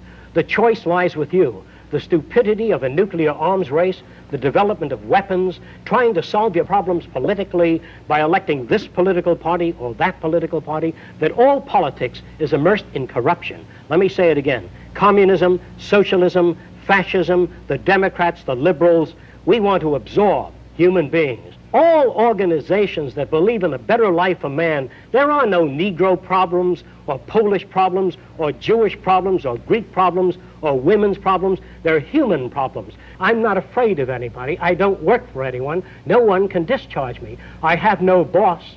I am afraid to live in the society we live in today. Our society cannot be maintained by this type of incompetency. It was great, the free enterprise system, about 35 years ago. That was the last of its usefulness. Now we've got to change our way of thinking or perish. The horror movies of the future will be our society, the way it didn't work. And politics would be part of a horror movie. Lots of people today use the term cold science because they're analytical, and they don't even know what analytical means. Science means closer approximations of the way the world really works. So it's telling the truth, is what it is. A scientist doesn't try to get along with people. They tell them what their findings are. They have to question all things. And if some scientist comes up with an experiment that shows certain materials have certain strength, other scientists have to be able to duplicate that experiment and come up with the same results. Even if a scientist feels that an airplane wing, due to mathematics or calculations, can hold up a given amount of weight, they still pile sandbags on it to see when it breaks. And they say, you know, my calculations are right, or they're not correct. I love that system because it's free of bias and free of thinking that math can solve all the problems. You have to put your math to test also. I think that every system that can be put to test should be put to test, and that all decisions should be based upon research. A resource-based economy is simply the scientific method applied to social concern, an approach utterly absent in the world today. Society is a technical invention, and the most efficient methods of optimized human health, physical production, distribution, city infrastructure, and the like reside in the field of science and technology, not politics or monetary economics. It operates in the same systematic way as, say, an airplane, and there is no Republican or liberal way to build an airplane.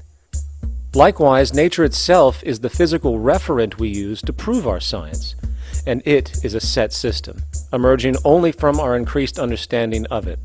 In fact, it has no regard for what you subjectively think or believe to be true. Rather, it gives you an option.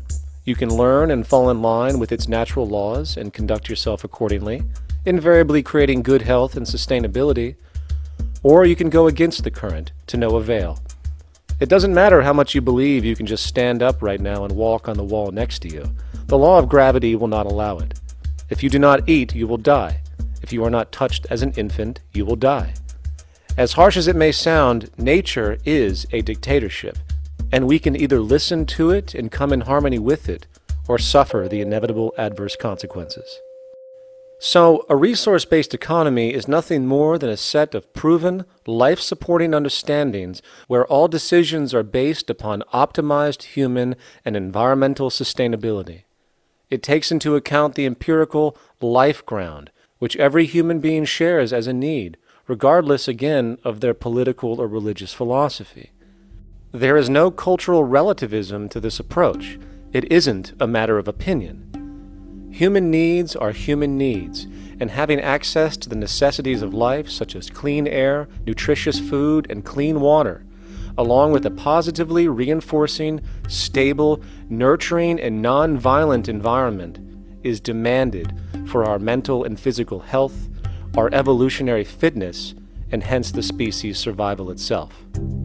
A resource-based economy would be based upon available resources. You can't just bring a lot of people to an island or build a city of 50,000 people without having access to the necessities of life.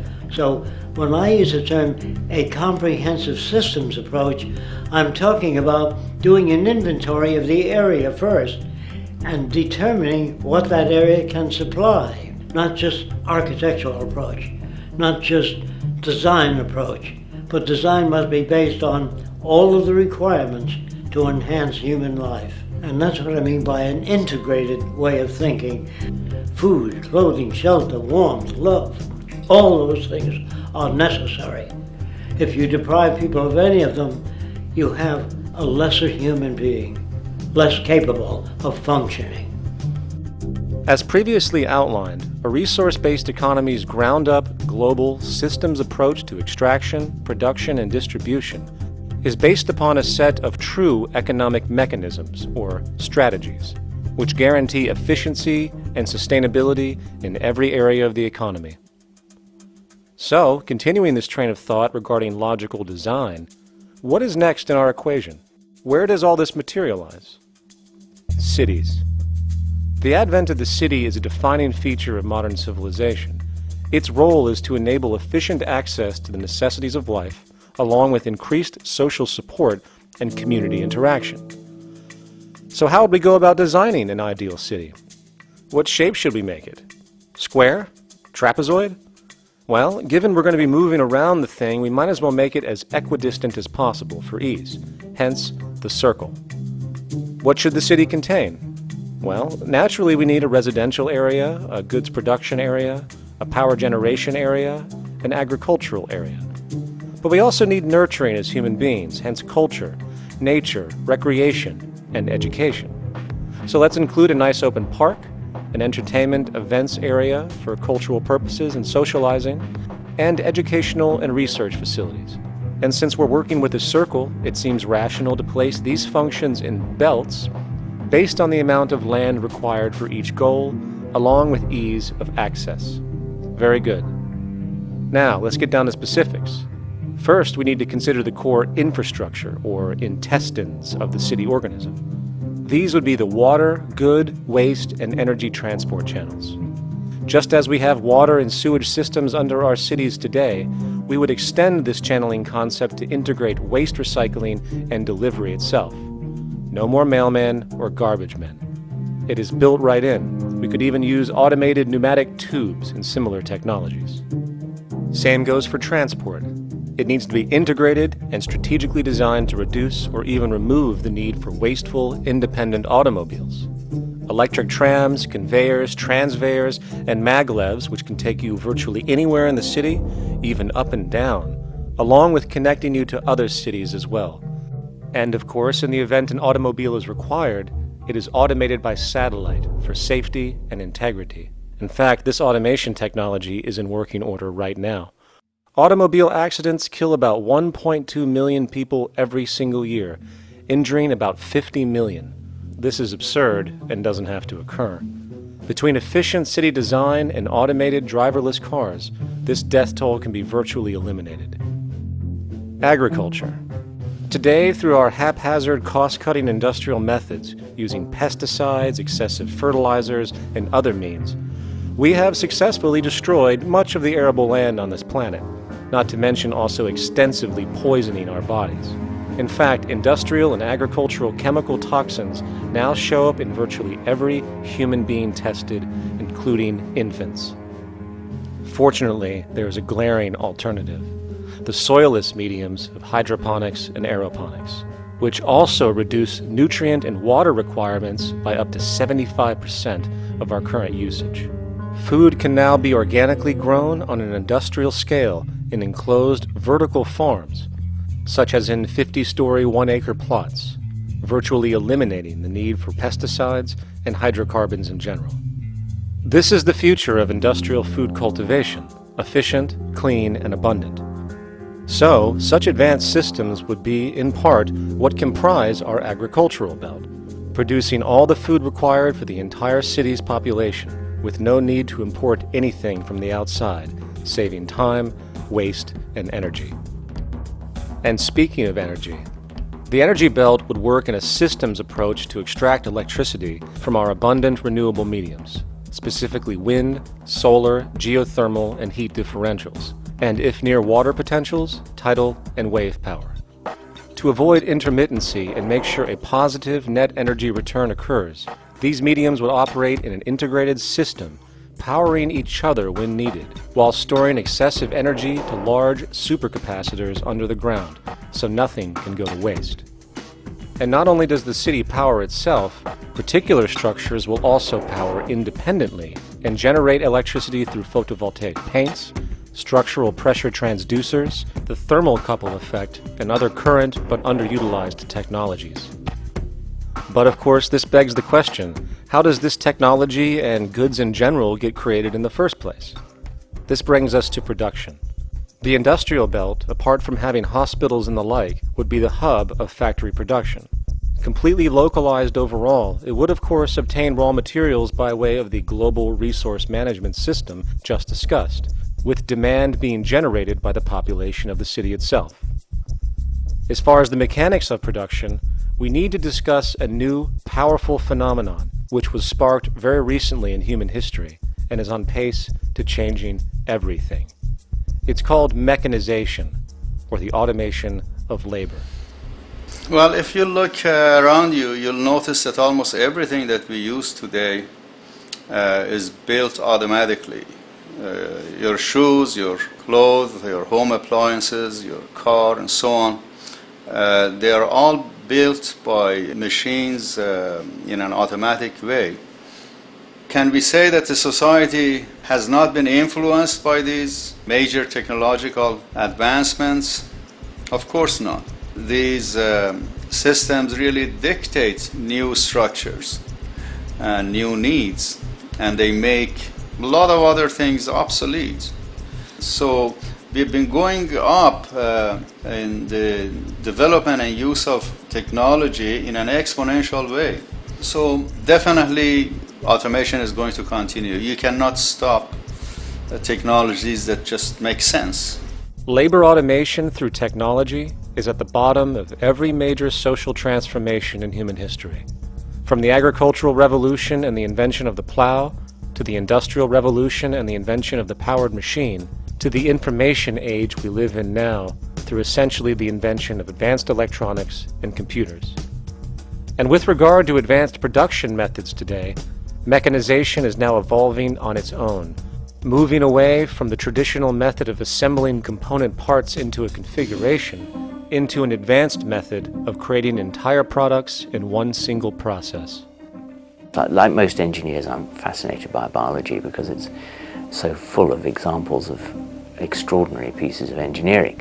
And absolutely, what biology is the study of things that copy themselves. Of course, that's good a definition of life as we've got. Again, as an engineer, I've always been intrigued by the idea of machines that would copy themselves. RepRap is a three-dimensional printer. That's to say, it's a printer that you plug into a computer, and instead of making two-dimensional sheets of paper with patterns on, it makes real, physical, three-dimensional objects. Now, there's nothing new about that. 3D printers have been around for about 30 years. The big thing about RepRap is that it prints most of its own parts. So if you've got one, you can make another one and give it to a friend, as well as being able to print lots of useful things. From the simple printing of basic household goods in your home, to the printing of an entire automobile body in one swoop, advanced automated 3D printing now has the potential to transform virtually every field of production, including home construction. Contour crafting is actually a fabrication technology. The so-called 3D printing, when you directly build a 3D object from a computer model. Using contour crafting, it will be possible to build a 2,000 square foot home entirely by the machine in one day. The reason that people are interested in automating construction is that it really brings a lot of benefits. For example, construction is pretty labor intensive, and although it provides job for a sector of the society, it also has issues and complications. For example, construction is the most dangerous job that there is. It is worse than mining and agriculture. It has got the highest level of fatality almost in every country. Another issue is the waste. An average home in the United States has 3 to 7 tons of waste. So this is huge if we look at the impact of construction and knowing that about 40% of all materials in the world are used in construction. So big waste of energy and resources and big damage to the environment as well.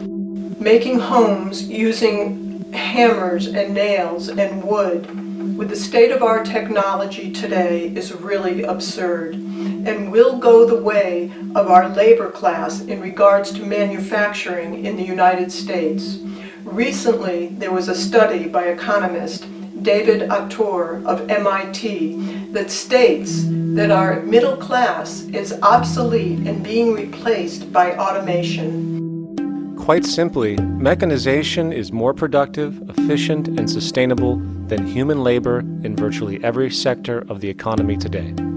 Machines do not need vacations, breaks, insurance, pensions, and they can work 24 hours a day every day. The output potential and accuracy compared to human labor is unmatched. The bottom line, repetitive human labor is becoming obsolete and impractical across the world, and the unemployment you see around you today is fundamentally the result of this evolution of efficiency in technology.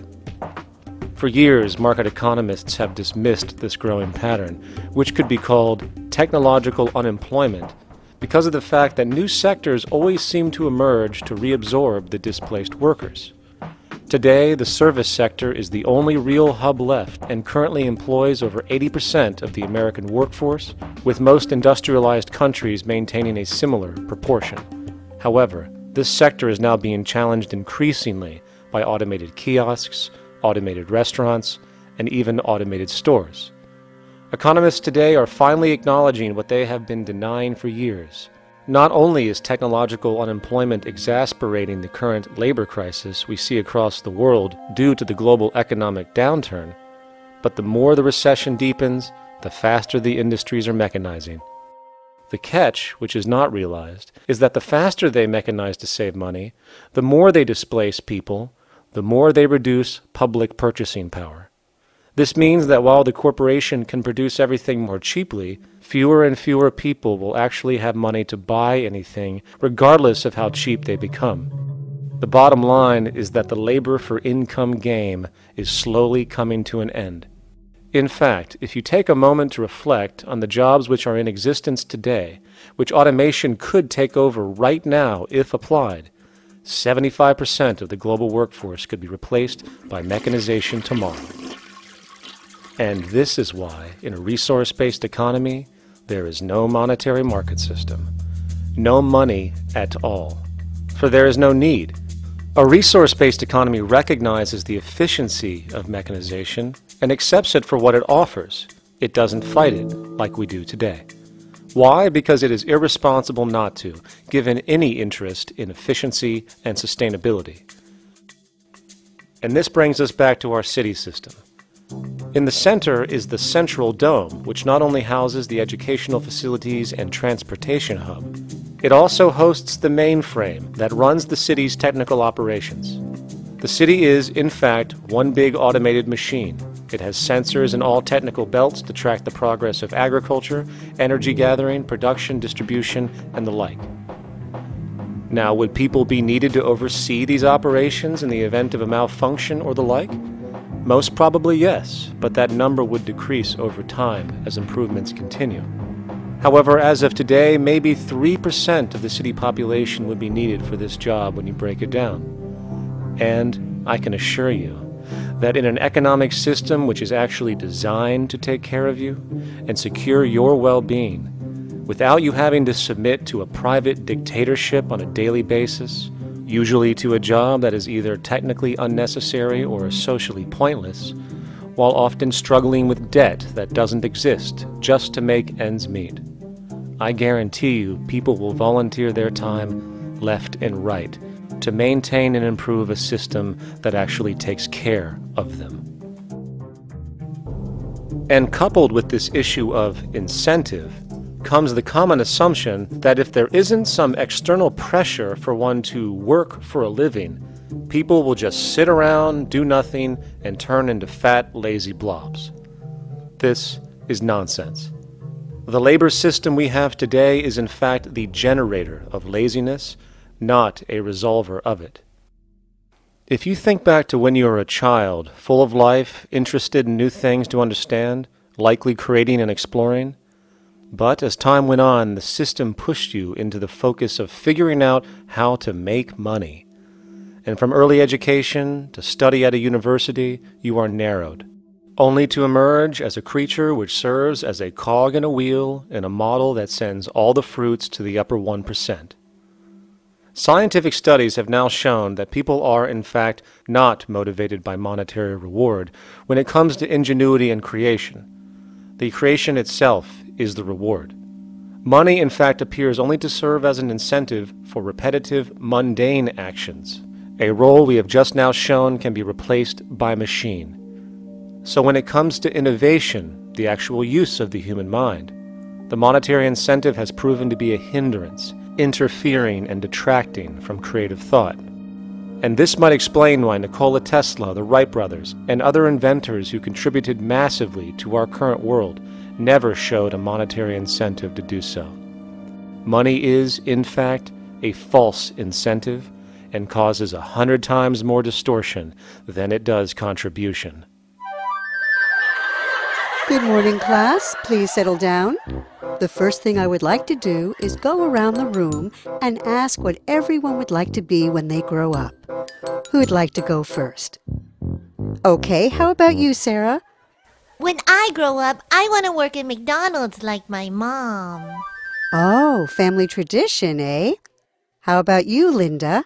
When I grow up, I'm going to be a prostitute on the streets of New York City.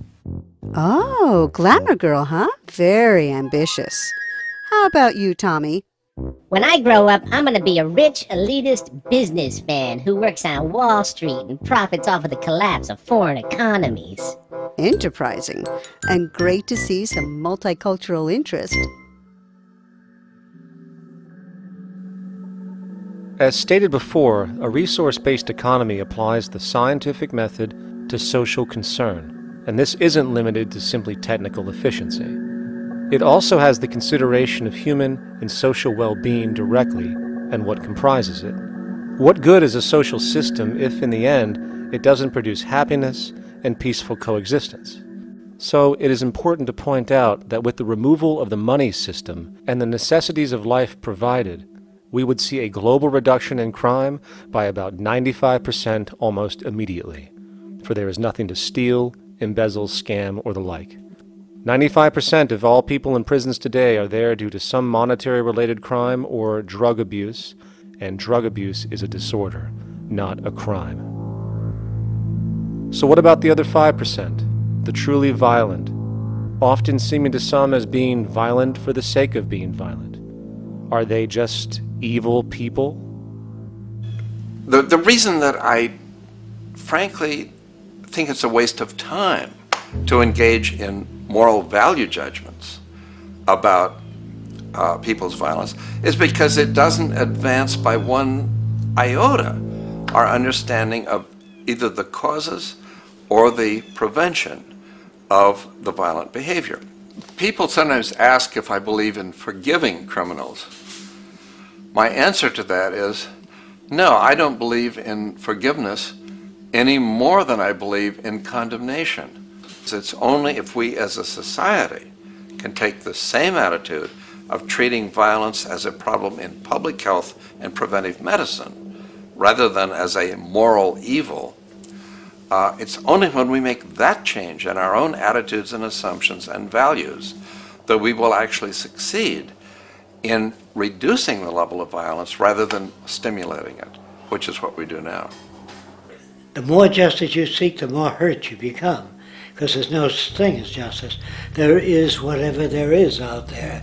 That's it. In other words, if people are conditioned to be racist, bigots, If they're brought up in an environment that advocates that, why do you blame the person for it? They're a victim of a subculture.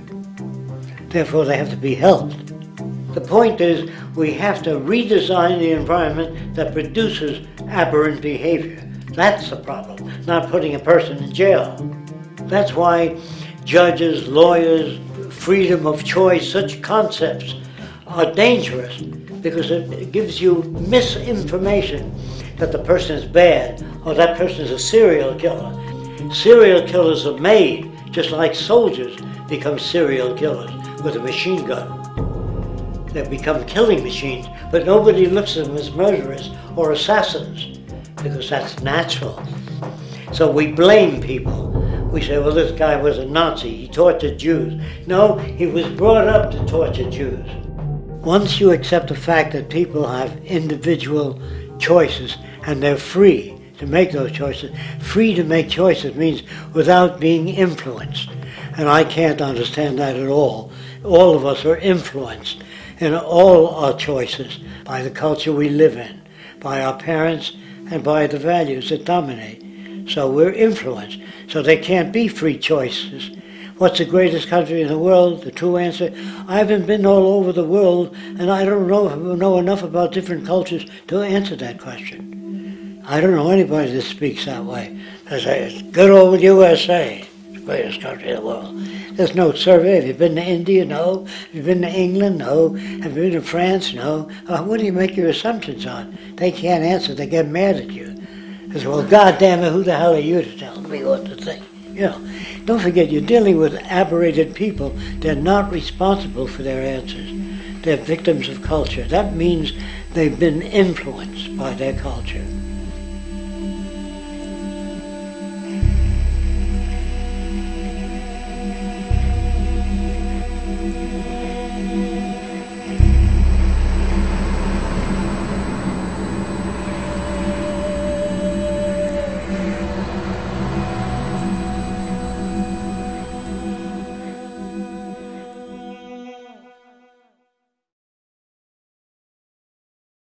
When we consider a resource-based economy, there are often a number of arguments that tend to come up with regard to the efficiency. Now hold on just a minute. Yes? I know what this is. This is called Marxism, buddy. Stalin killed 800 billion people because of ideas like this. My father died in the gulag. Hold on. Communist, fascist. You don't like America, you should just leave. All right, everybody just calm down. Death to the New World Order. Death to the New World Order. And as the irrationality of the audience grew, shocked and confused, suddenly the narrator suffered a fatal heart attack. And the seemingly communist propaganda film was no more.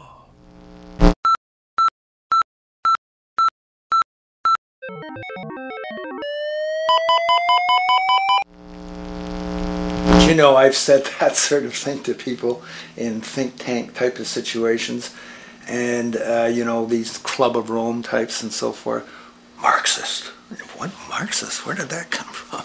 You know, they got this icon they hold on to as their holy grail, and it's such an easy one. You know, people ask if I'm a socialist or a communist or a capitalist, and I say I'm none of the above. And why do you think that those are the only options?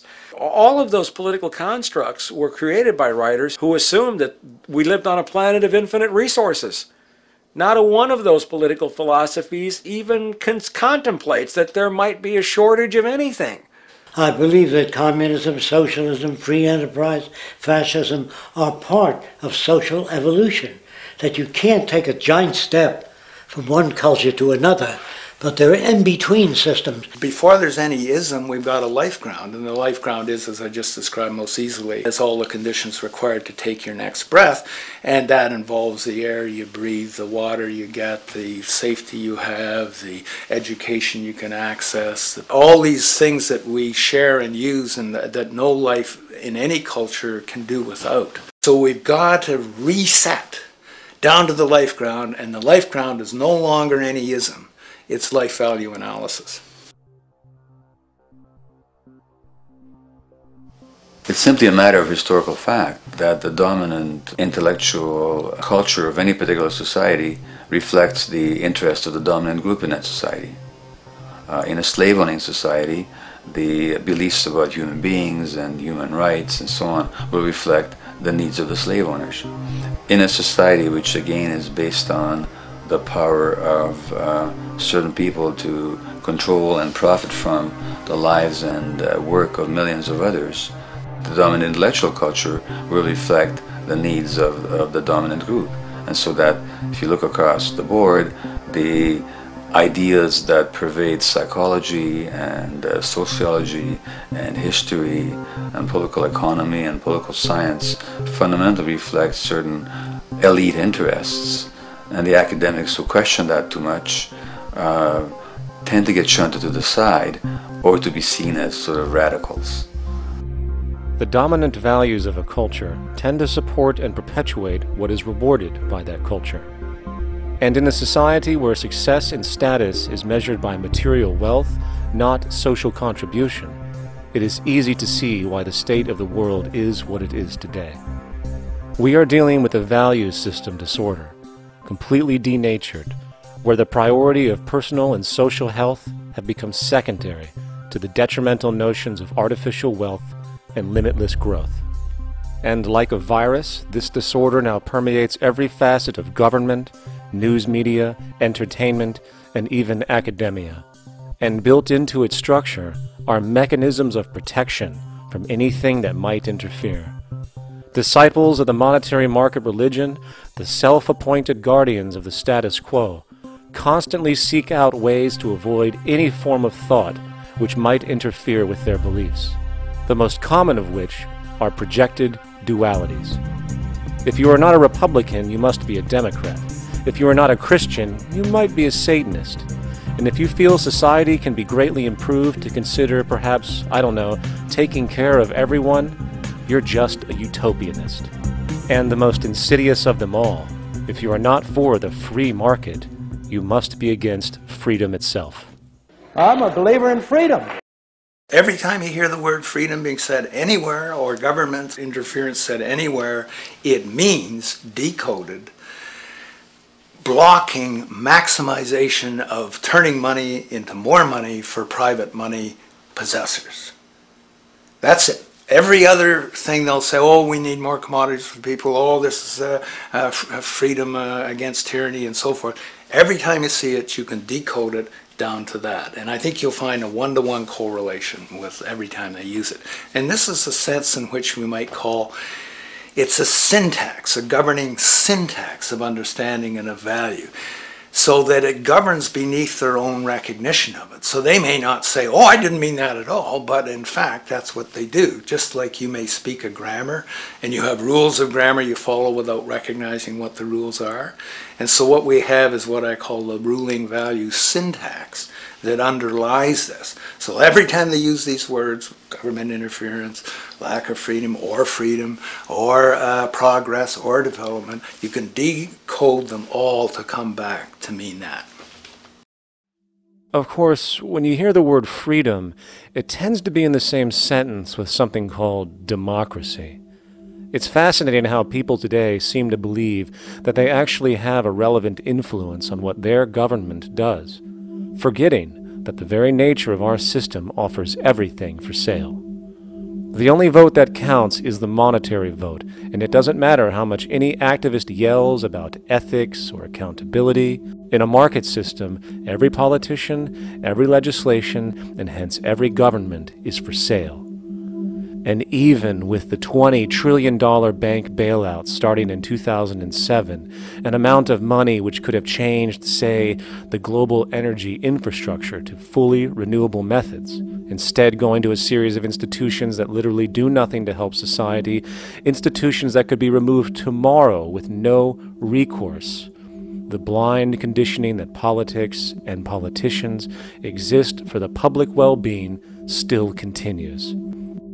The fact is, politics is a business, no different than any other in a market system, and they care about their self-interest before anything else. I don't really, honestly, deep down believe in political action. I think the system contracts and expands as it wants to. It accommodates these changes.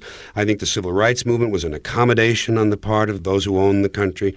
I think they see where their self-interest lies. They see a certain amount of freedom seems good, an illusion of liberty. Give these people a voting day every year so that they'll have the illusion of meaningless choice.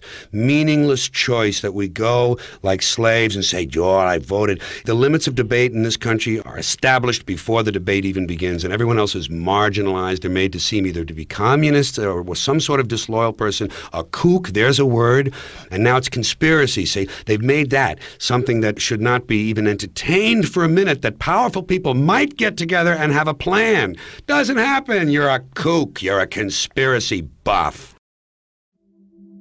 And of all the mechanisms of defense of this system, there are two that repeatedly come up.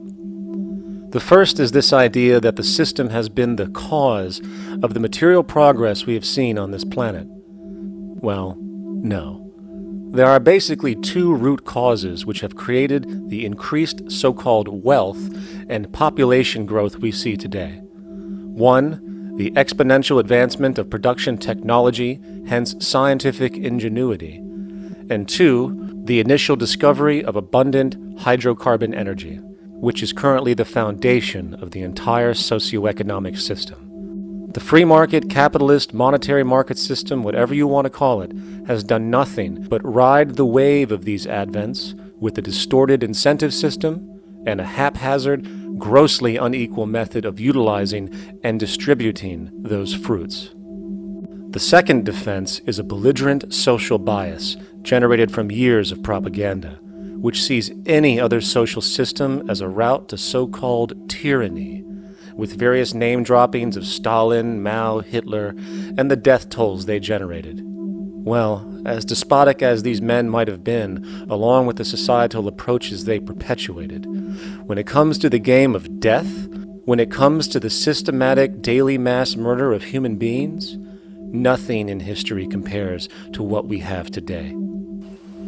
Famines throughout at least the last century of our history have not been caused by a lack of food. They've been caused by relative poverty.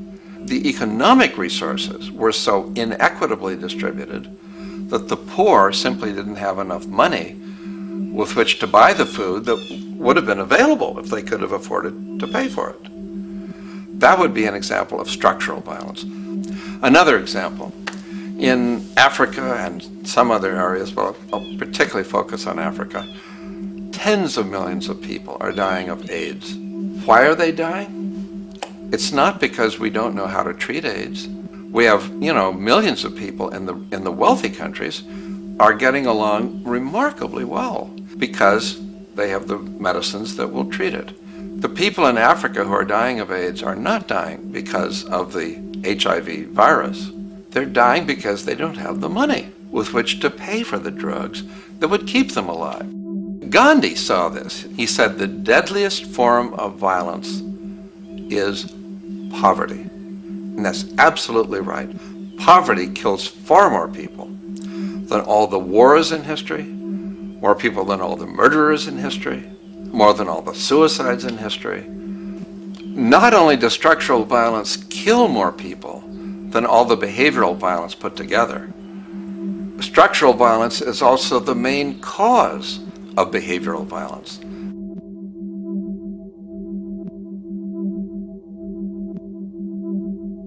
Oil is the foundation of, and it is present throughout the edifice of human civilization. There are 10 calories of hydrocarbon energy, oil and natural gas, in every calorie of food you and I eat in the industrialized world. Fertilizers are made from natural gas. Pesticides are made from oil. You drive oil-powered machines to plant, plow, irrigate, harvest, transport, package. You wrap the food in plastic, that's oil. All plastic is oil. There are 7 gallons of oil in every tire. Oil is everywhere. It's ubiquitous. And it's only because of oil that there are 7 billion people, or almost 7 billion people on this planet right now. The arrival of this cheap, easy energy, which is equivalent, by the way, to billions of slaves working around the clock, changed the world in such a radical way over the last century, and the population has gone up 10 times. But by 2050, oil supply is able to support less than half the present world's population in their present way of life. So the scale of adjustment to live differently is just enormous. The world is now using 6 barrels of oil for every barrel it finds. 5 years ago, it was using 4 barrels of oil for every barrel it finds. A year from now, it's going to be using 8 barrels of oil for every barrel it finds. What's disturbing to me is the lack of any real effort from governments worldwide or industry leaders worldwide to do something different.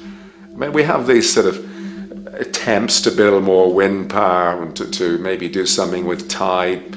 We've got attempts to make our cars a little bit more efficient.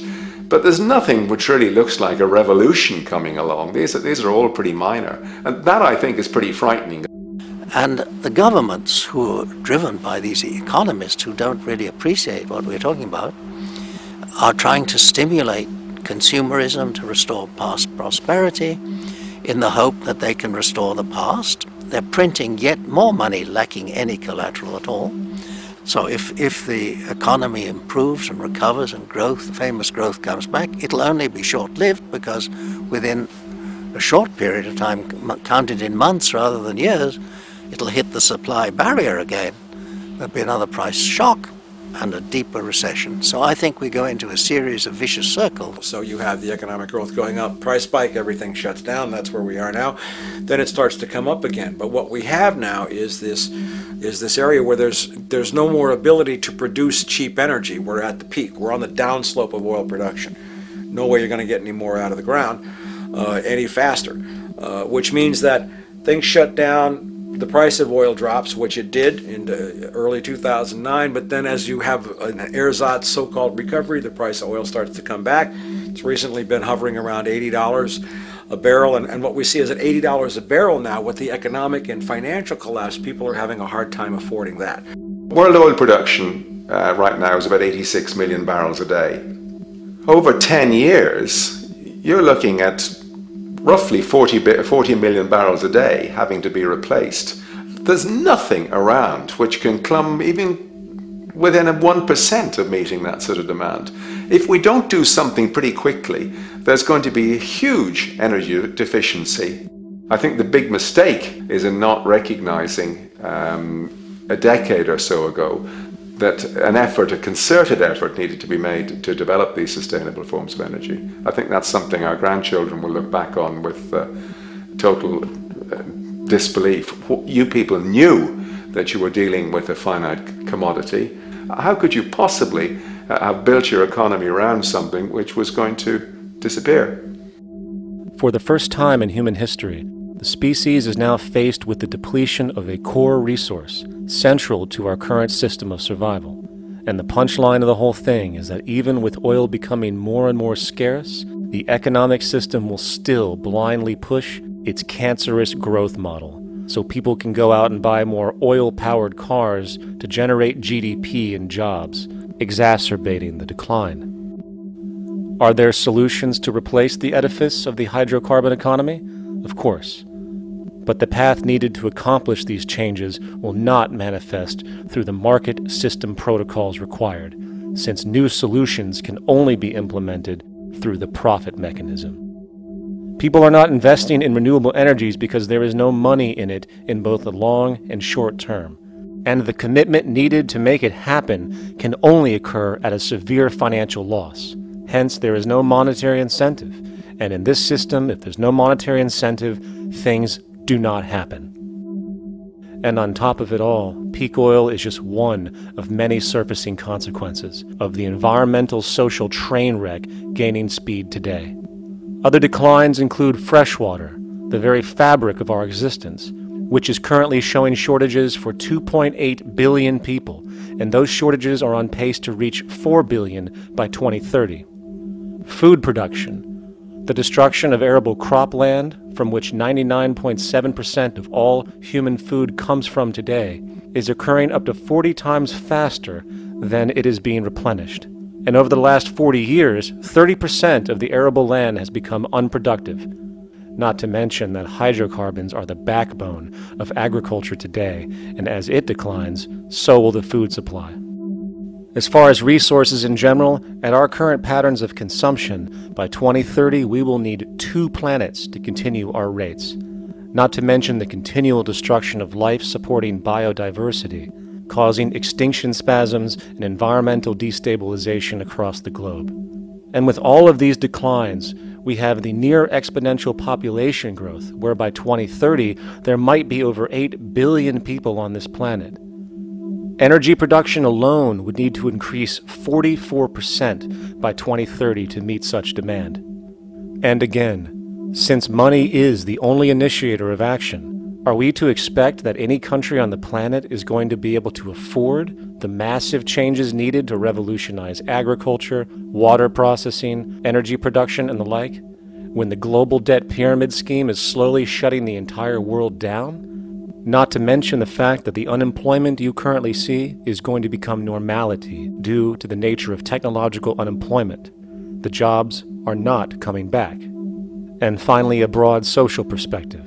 From 1970 to 2010, poverty on this planet doubled due to this system. And given our current state, do you honestly think we will see anything less than more doubling, more suffering, and more mass starvation? There is not going to be any recovery. This is not some long depression that we're someday going to pull out of. I think the next phase we're going to see after the next round of economic collapse is massive civil unrest, when employment checks stop being paid because the states have no money left. And when things get so bad that people lose confidence in their elected leaders, they will demand change if we don't kill each other in the process or destroy the environment. I'm just afraid that we might get to the point of no return. And that bothers me no end. We do all we can to avoid that condition. It's clear that we're on the verge of a great transition in human life. That what we face now is this fundamental change of the life we've known over the last century. There has to be a link between the economy and the resources of this planet, the resources being, of course, all animal and plant life, the health of the oceans and everything else. This is a monetary paradigm that will not let go until it's killed the last human being. The in-group will do all it can to stay in power. And that's what you got to keep in mind. They'll use the Army and Navy and lies or whatever they have to use to keep in power. They're not about to give it up because they don't know of any other system that will perpetuate their kind.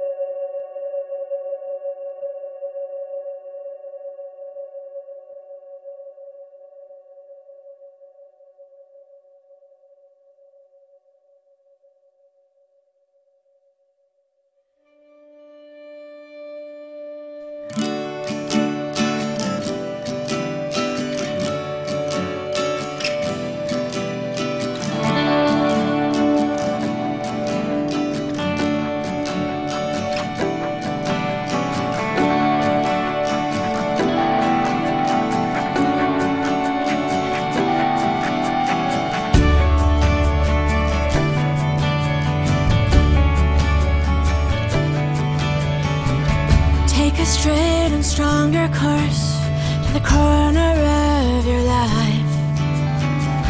Just remember that the goal is for us all to capture all we want.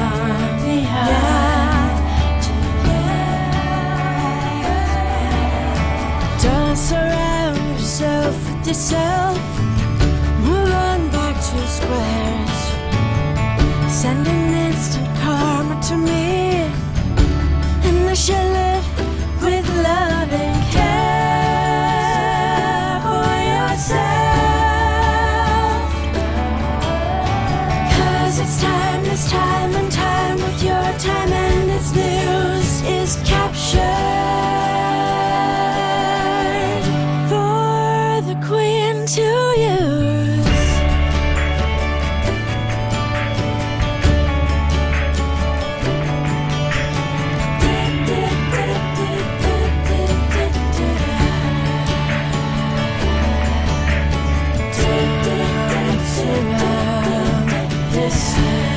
With yourself,